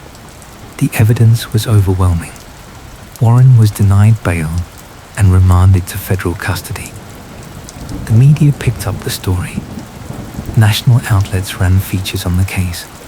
The surveillance network, the ghost program, the decades of watching and listening. Claire became a reluctant symbol of survival. I finished my article and sent it to my editor. It was published 3 weeks after Claire was found. The response was immediate. Other journalists started digging. More victims were identified. More families came forward with stories of loved ones who had disappeared, who had been on Warren's list. The scope of what he had done became clearer with each new revelation. At least 9 people dead, dozens more monitored without their knowledge. A surveillance network that spanned hundreds of square miles, all maintained by one man with a paranoid sense of purpose. I returned to Bridgeport one last time, 2 months after Claire was found. The town was quieter now. The media had moved on. Life was returning to normal, or something like it. I met Claire at a coffee shop downtown. She looked different, healthier, stronger. She had moved out of the duplex, found a new place in a different town. She was seeing a therapist. She was rebuilding. She said, "I read your article. It was good, fair. You told the truth." I said, "That was the goal." She said, "I have been thinking about what happened, why he did it. I do not think it was just about the money or the power. I think he really believed he was doing something important, that he was protecting something. Even after everyone else stopped, he kept going because he thought it mattered." I said, "Does that make it better or worse?" She said worse, because he convinced himself. He made it righteous in his own mind, and that made him dangerous. We sat in silence for a moment. Then she said, "I am leaving Bridgeport, starting over somewhere new, somewhere he never watched. I just wanted to say goodbye and thank you." I said, "You do not have to thank me." She said, "Yes, I do." We shook hands. She left. I watched her walk down the street, past the harbor, toward whatever came next. I finished my coffee and drove to the Payphone on Route 12 one last time. The booth stood empty, as always. The receiver hung silent. The rain had washed away any trace of what had happened here. I picked up the receiver anyway, held it to my ear. Nothing, just the absence of sound, the absence of connection. I hung up and walked back to my car. The case was closed. Warren Albright would spend the rest of his life in prison. The surveillance network was dismantled. The victims were identified. Justice, in its slow and imperfect way, had been served. But I thought about the others, the ones who had not been found, the ones still missing, the names on lists that no one had compiled yet. How many more Warren Albrights were out there? How many more secret networks? How many more people were being watched right now, without knowing, without consent, without recourse? I started the engine and drove south, back toward the city. The sun was setting behind the hills, turning the ocean gold. The road stretched out ahead, empty and quiet. And somewhere, in the static between connections, the ghosts of old conversations still lingered. Voices on wires, signals in the dark. Listening, always listening. 6 months passed before I heard from Detective Lowe again. I had moved on to other stories, other cases. The Bridgeport article had opened doors. Editors were calling. Podcasts wanted interviews. But I found myself thinking about Warren Albright more often than I wanted to admit. About the map covered in pushbins. About the voices on loops. About the question that still nagged at me. Had he really been working alone? Lo called on a Tuesday afternoon. She said, "We found something. You should come back." I asked, "What kind of something?" She said, "The kind that changes everything." I drove up the next morning. The sky was overcast, the air heavy with the threat of rain. Bridgeport looked the same docks, the same weathered buildings, the same quiet that felt like it was holding secrets. Lo met me at the station. She looked tired, but there was an intensity in her expression I had not seen before. She led me to a conference room where boxes of evidence were stacked against the wall. She said, after Warren was convicted, federal investigators kept digging. They wanted to know if anyone else was involved, if he had accomplices, if the surveillance network extended beyond what we had documented. They pulled financial records, phone logs, email archives, everything. I asked, and? She pulled out a folder and opened it. Inside were bank statements. She said, Warren's personal accounts show regular deposits over the past 5 years. Small amounts, a few $100s here, 1,000 there. Always cash deposits, no clear source. We thought maybe he was still skimming from old contracts, or maybe he had savings we had not found. But then, we traced the deposit locations. She slid a map across the table.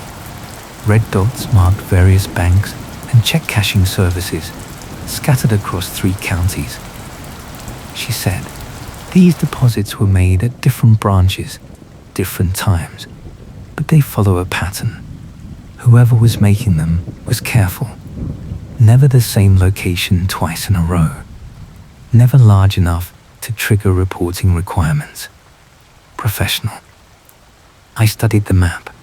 I asked, you think someone was paying him? Lowe said, we know someone was paying him. We just do not know who. The investigators tried to pull surveillance footage from the banks, but most of it had been overwritten, except for one. She opened her laptop and turned it toward me. On the screen was a grainy security camera still. Date stamped 14 months ago. A man standing at a teller window. His face was partially obscured by a baseball cap, but his build and posture were clear. Mid-50s, maybe. Average height. Wearing a dark jacket. Lowe said this was taken at a branch in Aberdeen. The transaction matches one of the deposits into Warren's account. $300 cash. The teller remembered him because he was polite but strange. He did not have an account there. Just came in, made the deposit to Warren's account, and left. I asked, "Did you identify him?" She said, "Not yet, but look at this." She pulled up another image, a close-up of the man's jacket. The resolution was poor, but I could make out a patch on the shoulder, a logo, circular, some kind of emblem.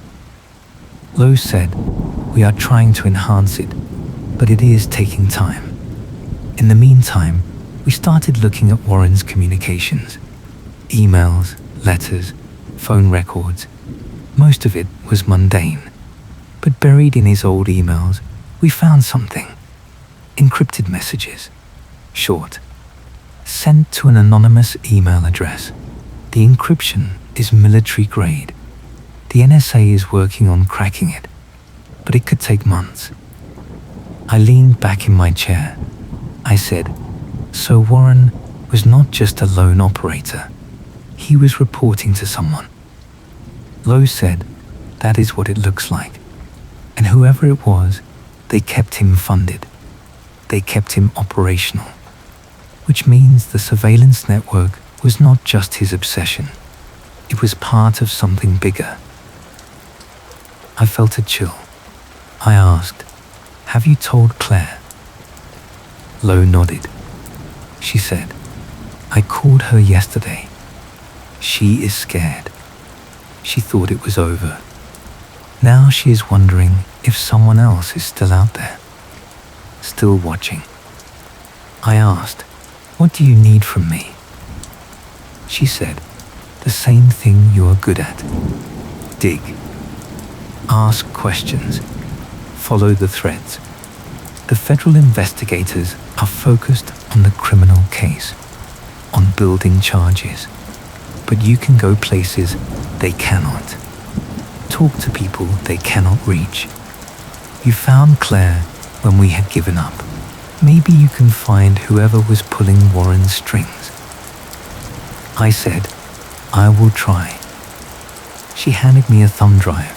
She said, "Copies of the financial records, the security footage, the encrypted emails, everything we have. Officially, I am not giving you this.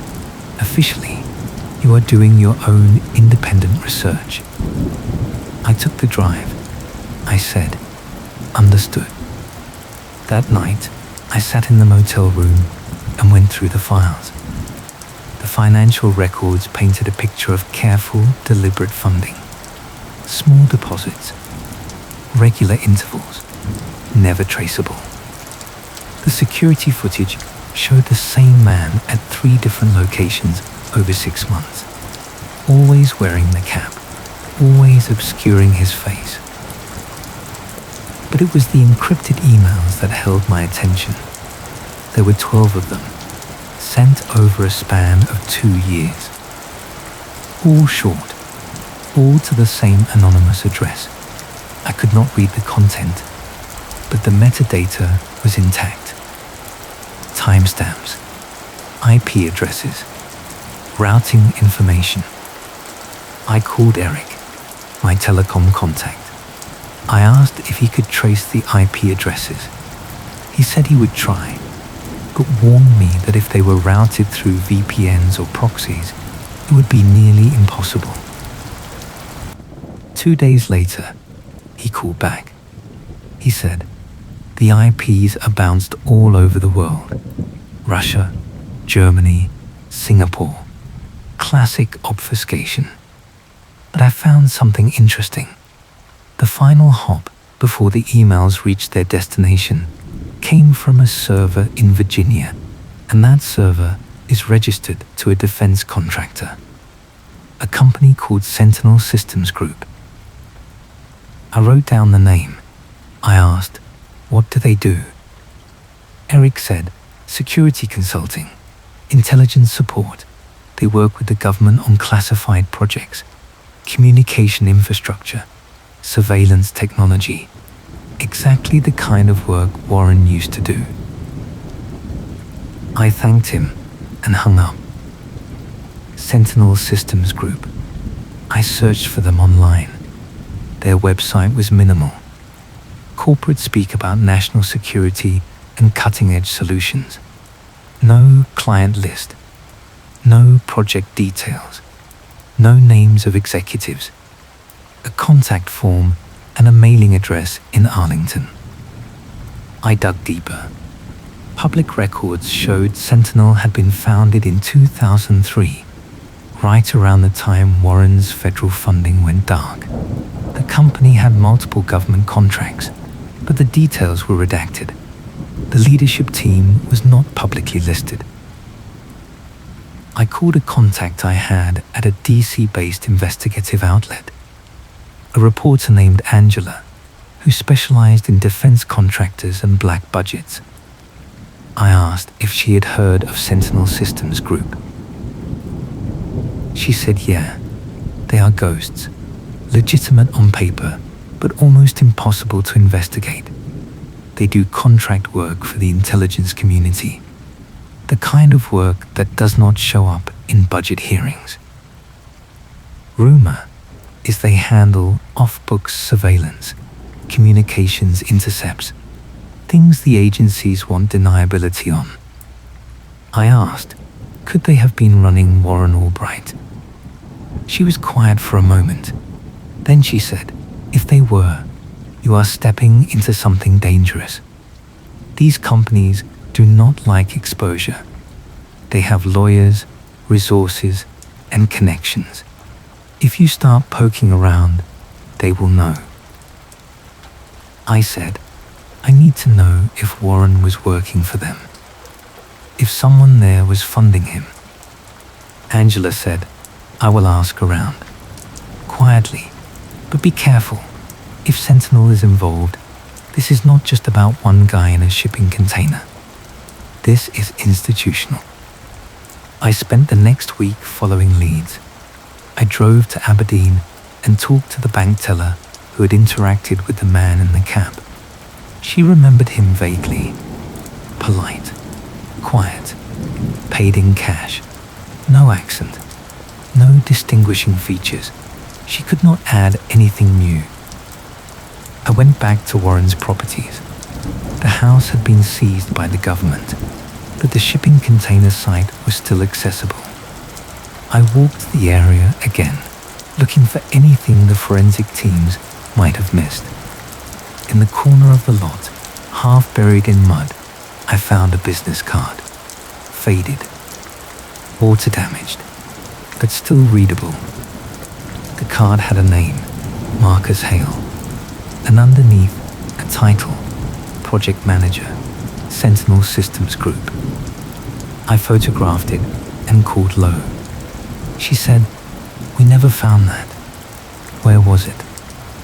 I told her. She said, I will pass it to the federal team.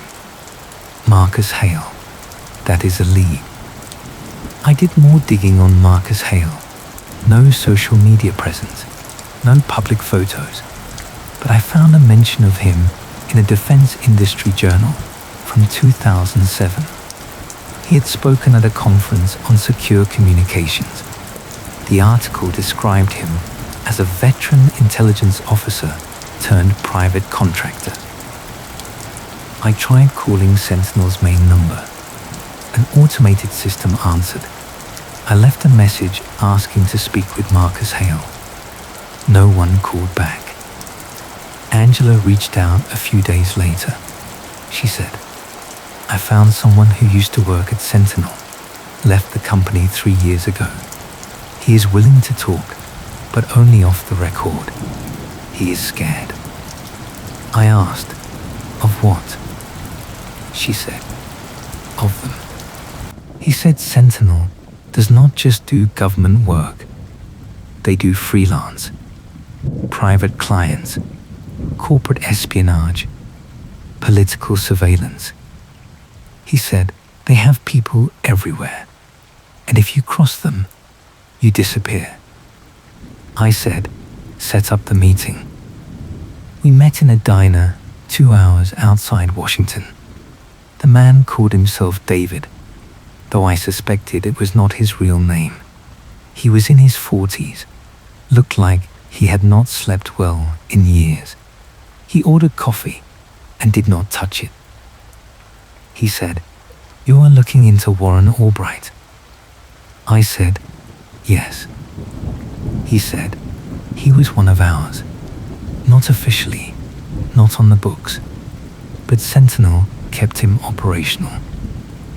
We paid him, we provided equipment, we tasked him." I asked, "Why?" David said, "Because he was good. He knew the old networks, the infrastructure that the government forgot about. He could tap into things without leaving a trace. We used him for jobs that needed to be invisible, monitoring targets the agencies could not touch, intercepting communications without warrants, surveillance that did not exist on paper." I asked, "Who tasked him?" David said, "Marcus Hale. He ran the off-books division, projects that had no official authorization. Hale would identify targets, Warren would monitor them, and we would collect the intel. It was clean, deniable." I asked, "What kind of targets?" David said, "Journalists, activists, whistleblowers, corporate rivals, anyone Sentinel's clients wanted watched. It was not about national security. It was about leverage, control, money." I felt my pulse quicken. I said, "Claire Hollis, was she a target?" David looked uncomfortable. He said, "I do not know that name specifically, but if she stumbled onto something, if she threatened to expose the operation, then yes, she would have become a target, and Warren would have been instructed to contain her." I asked, "You were saying Sentinel ordered him to kidnap her, to kill the others?" David shook his head. He said, "No, that was Warren. He went rogue. He took the mission too far. Hale gave him targets, but Warren decided on his own how to handle them. When people started disappearing, Sentinel cut ties. They stopped paying him. They erased any connection. But Warren kept going. He thought he was still serving a purpose." I asked, "Why are you telling me this?" David said, "Because it needs to stop. Sentinel is still operating. Hale is still running jobs, and no one is holding them accountable. Warren is in prison, but the people who enabled him are walking free." I asked, "Will you testify?" He laughed bitterly. He said, "And end up in a hole like the people Warren buried? No, I have given you what I can. The rest is up to you." He stood and left. I sat there staring at my notes, trying to piece it all together. Warren had been a contractor for Sentinel.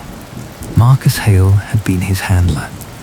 The surveillance network was not Warren's delusion. It was a tool, a weapon, used by a private company for profit. And when Warren became a liability, they cut him loose. I called Detective Lowe and told her everything. She said, "This is federal now. If Sentinel Systems is involved, we need the FBI. We need oversight. This is beyond local jurisdiction." I said, "They will bury it. Companies like Sentinel have protections. Lawyers, classified cover. They will claim national security and shut down the investigation." Lowe said, "Then what do you suggest?" I said, "I am going to publish everything. The financial records, the connection to Sentinel, Marcus Hale's name. I am going to make it public before they can cover it up." She was silent. Then she said, "If you do that, you are putting a target on your back." I said, "I know. I worked for 3 days straight, writing the follow-up article. I laid out the evidence, the deposits, the encrypted emails, the business card, David's testimony, anonymized. I named Marcus Hale. I named Sentinel Systems Group. I connected Warren's crimes to a larger operation. I sent the draft to my editor. She called me an hour later. She said, "This is explosive, but we need to be careful. Sentinel will sue. They will claim defamation. We need corroboration." I said, "I have documents. I have a source. I have physical evidence." She said, "It is not enough. Not for allegations this serious. Get me more." I hung up, frustrated. I needed something concrete, something undeniable. I decided to go to Sentinel's headquarters in Arlington. The building was nondescript, a glass and steel structure in an office park. No signage except a small plaque by the entrance. I walked in. The lobby was sterile. A receptionist sat behind a desk, smiling professionally. I said, "I am here to see Marcus Hale." She said, "Do you have an appointment?"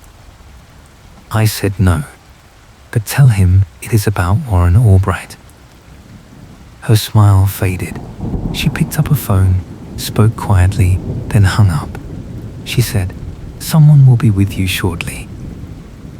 I sat in the waiting area. 10 minutes passed.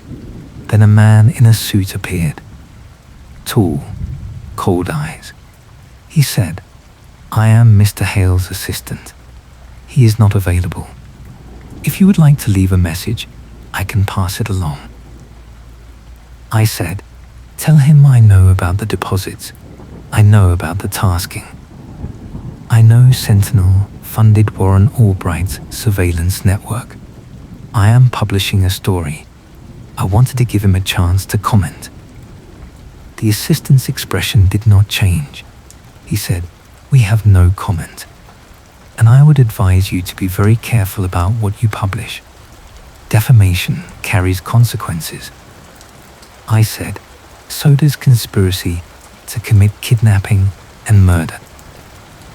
He turned and walked away.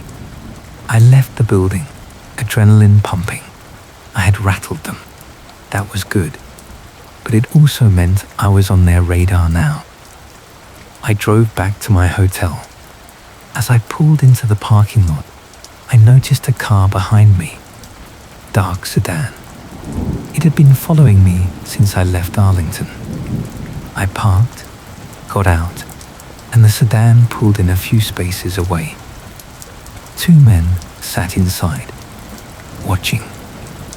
I went to my room and locked the door. I checked the windows. I called Lo and told her what had happened. She said, "You need to be smart. If Sentinel is watching you, they are trying to intimidate you. Do not give them a reason to escalate." I said, "I am not backing down." She said, "I am not asking you to, but be careful, please."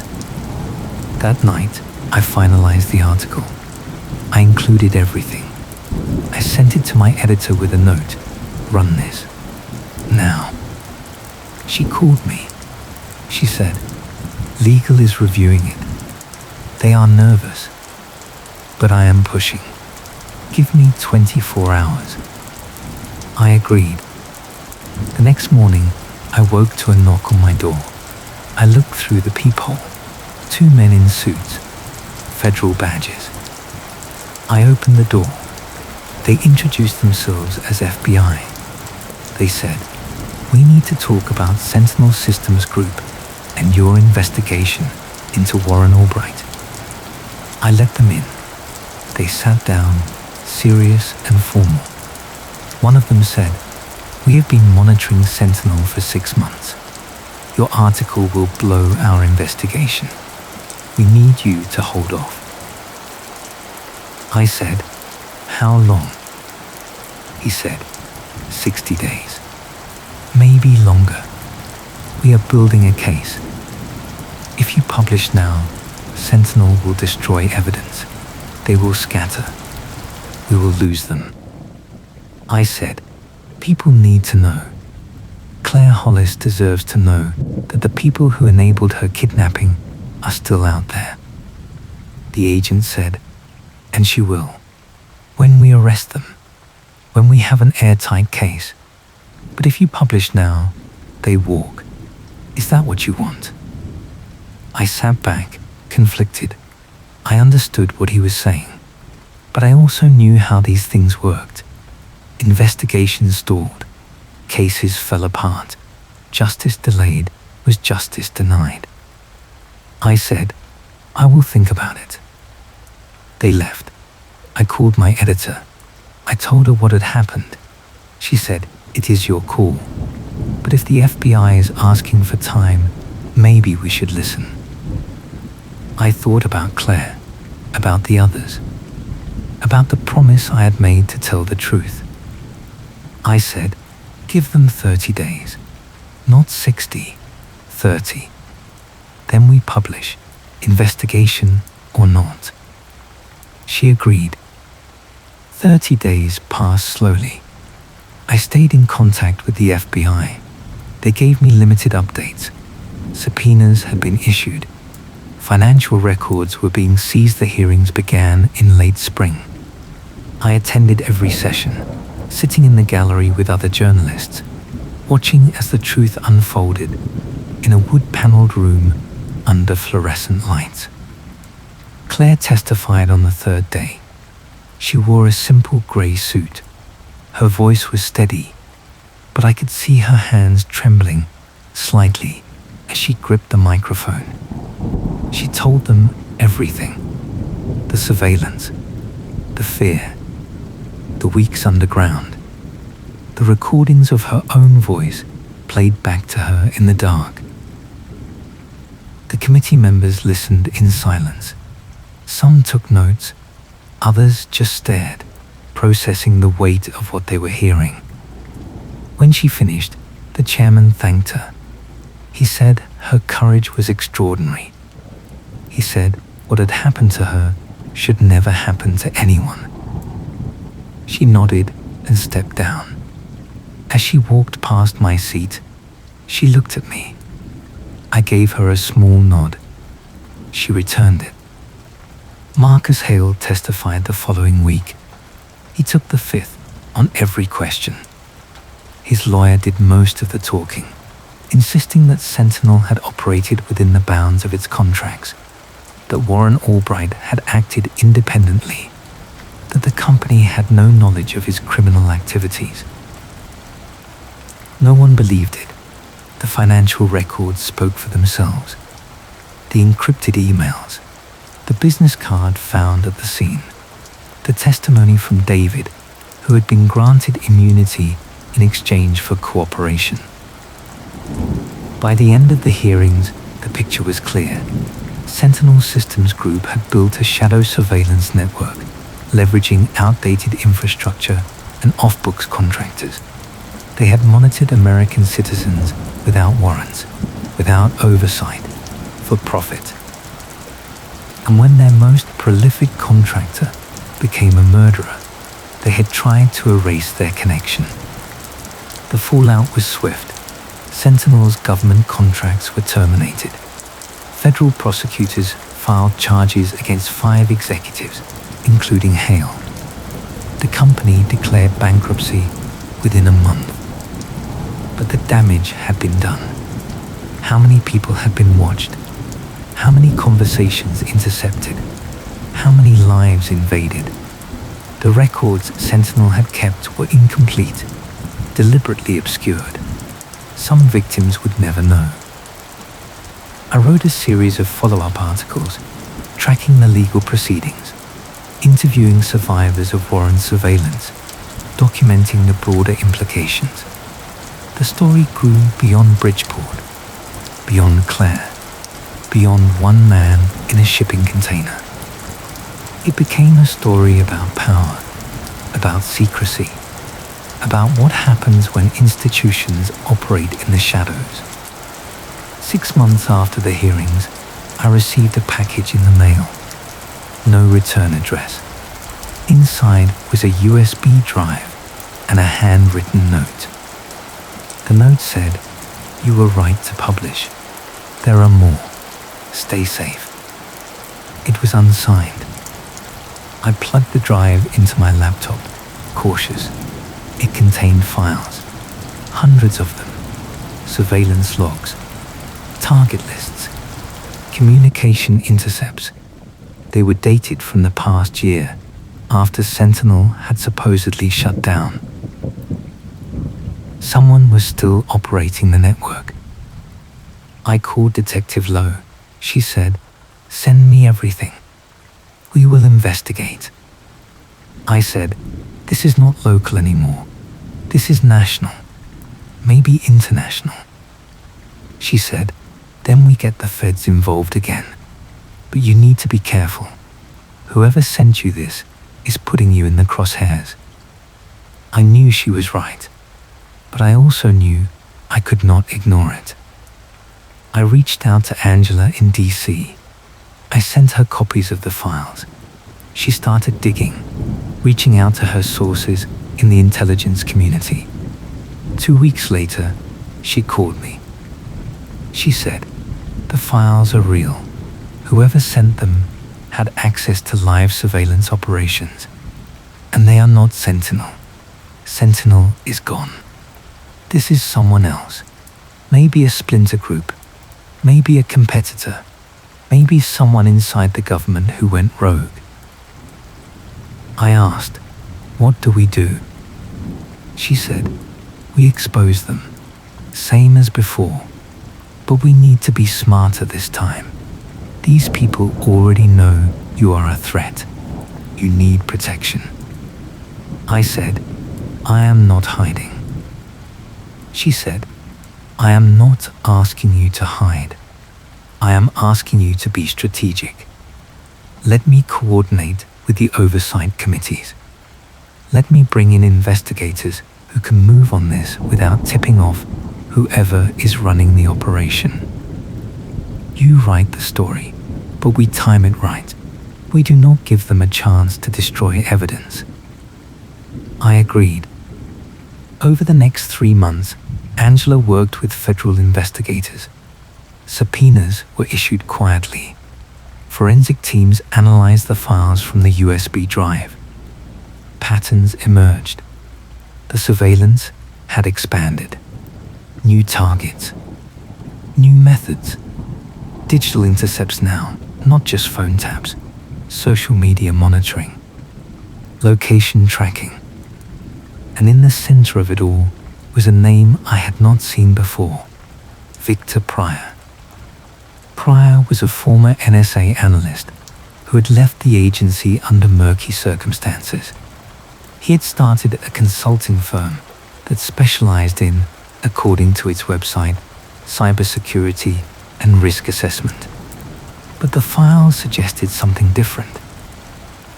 Pryor had built a private intelligence operation, selling surveillance services to corporations, foreign governments, and wealthy individuals who wanted leverage over rivals. He had inherited some of Warren's old network, and he had modernized it. Angela and I met with the lead investigator, an FBI agent named Torres. He confirmed that Pryor was under investigation. He said, "We are close to moving on him, but we need more evidence, something that directly ties him to illegal intercepts." I said, "The files I received show active monitoring. That is not enough." Torres said, "The files are anonymous. We need chain of custody.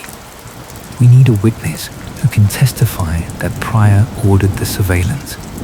Without that, his lawyers will claim the files are fabricated." I thought about David, the former Sentinel employee who had talked to me in the diner. I asked, "What if I can find someone who worked for Pryor? Someone willing to talk?" Torres said, That would change everything. I started reaching out. I contacted people who had listed Pryor's consulting firm on their LinkedIn profiles. Most ignored me. A few responded with polite brush-offs. One person, a woman named Lisa, agreed to meet. We met in a park. She was nervous, kept looking around. She said, "I worked for Victor for 8 months. I left because I realized what we were doing was illegal. We were not just consulting. We were spying. On journalists, on activists, on corporate executives. Victor had contracts with clients who wanted dirt. We provided it. I asked, 'Will you testify?' She said, 'I am scared. Victor has connections. He knows people. If I go public, I do not know what will happen to me.' I said, 'The FBI can protect you. They can offer immunity.' She looked at me for a long time. Then she said, 'Let me think about it.' 3 days later, she called. She said, 'I will do it, but I want guarantees. In writing.' I connected her with Torres. The immunity agreement was drafted. Lisa gave a formal statement detailing Pryor's operations, naming clients, providing documentation she had kept as insurance. The arrests happened a week later. Victor Pryor and 4 associates were taken into custody. Their offices were raided. Servers were seized. The story broke across every major outlet. I published my article the same day. It detailed Pryor's operation, the connection to Warren Albright's old network, the expansion into digital surveillance. It named the clients who had hired him, including a tech billionaire, a pharmaceutical company, and a foreign government. The response was explosive. More hearings were scheduled. Privacy advocates called for sweeping reforms. Legislation was introduced to regulate private intelligence firms. But the work was not done. Not yet. I spent the following months tracking the fallout. Some of Pryor's clients faced legal consequences. Others settled quietly, paying fines, issuing apologies. Pryor himself was convicted on multiple counts and sentenced to 20 years. Lisa, the whistleblower, disappeared into witness protection. I never heard from her again. Claire reached out one more time. She said, "I saw the news. About Pryor. About all of it. I wanted to thank you again. You kept digging when everyone else moved on." I said, "It mattered. What happened to you mattered. And it kept happening to others until someone stopped it." She said, "Do you think it is really over now?" I was quiet. Then I said, "I think we closed one door. But there are always more. People who want power, who think surveillance is just a tool, who believe the ends justify the means. They will keep building networks, keep watching, keep taking. The only thing we can do is keep exposing them." She said, "That sounds exhausting." I said, "It is, but it is necessary." She was quiet for a moment. Then she said, "I am writing a book about what happened. My therapist thinks it will help. I wanted to let you know." I said, "That is good. Your story deserves to be told in your own words." She said, "Will you read it when it is done?" I said, "Absolutely." We said goodbye. I hung up and looked out the window of my apartment. The city stretched out below, lights flickering in the dusk. Somewhere in those lights, someone was watching someone else, listening, recording, building files. But somewhere too, people were fighting back, telling the truth, refusing to be erased. I opened my laptop and started a new document. There were more stories to tell, more names on lists I had not seen yet, more voices calling for help from places no one thought to look. The work was not done. It would never be done. But I would keep listening. A year later, I stood outside the Bridgeport courthouse. A memorial had been unveiled that morning, a small granite marker near the town square. It listed the names of Warren Albright's victims, people who had been monitored, stalked, and in some cases, murdered. Claire had attended the ceremony, so had some of the victims' families. The mayor gave a speech about resilience and justice, about a community that had faced darkness and emerged stronger. It was polite. It was expected. But it felt incomplete. Because the truth was messier than that. The darkness had not come from outside. It had grown here, fed by silence and complicity and the willingness to look away. Warren Albright had operated for decades, and no one had stopped him until it was too late. After the ceremony, I walked down to the harbour. The water was grey, calm. A few boats rocked gently in their slips. The payphone on Route 12 had been removed, finally. The gas station lot was empty, the booth torn down. But I could still hear it sometimes, in my mind. That looped recording, Claire's voice asking for help, over and over. I thought about all the people who had called out, in one way or another, and had not been heard. The whistleblowers, the victims, the ones who had seen something wrong and tried to speak up, only to be silenced. I thought about the work still ahead, the investigations still unfolding, the systems still in place that allowed surveillance to thrive unchecked.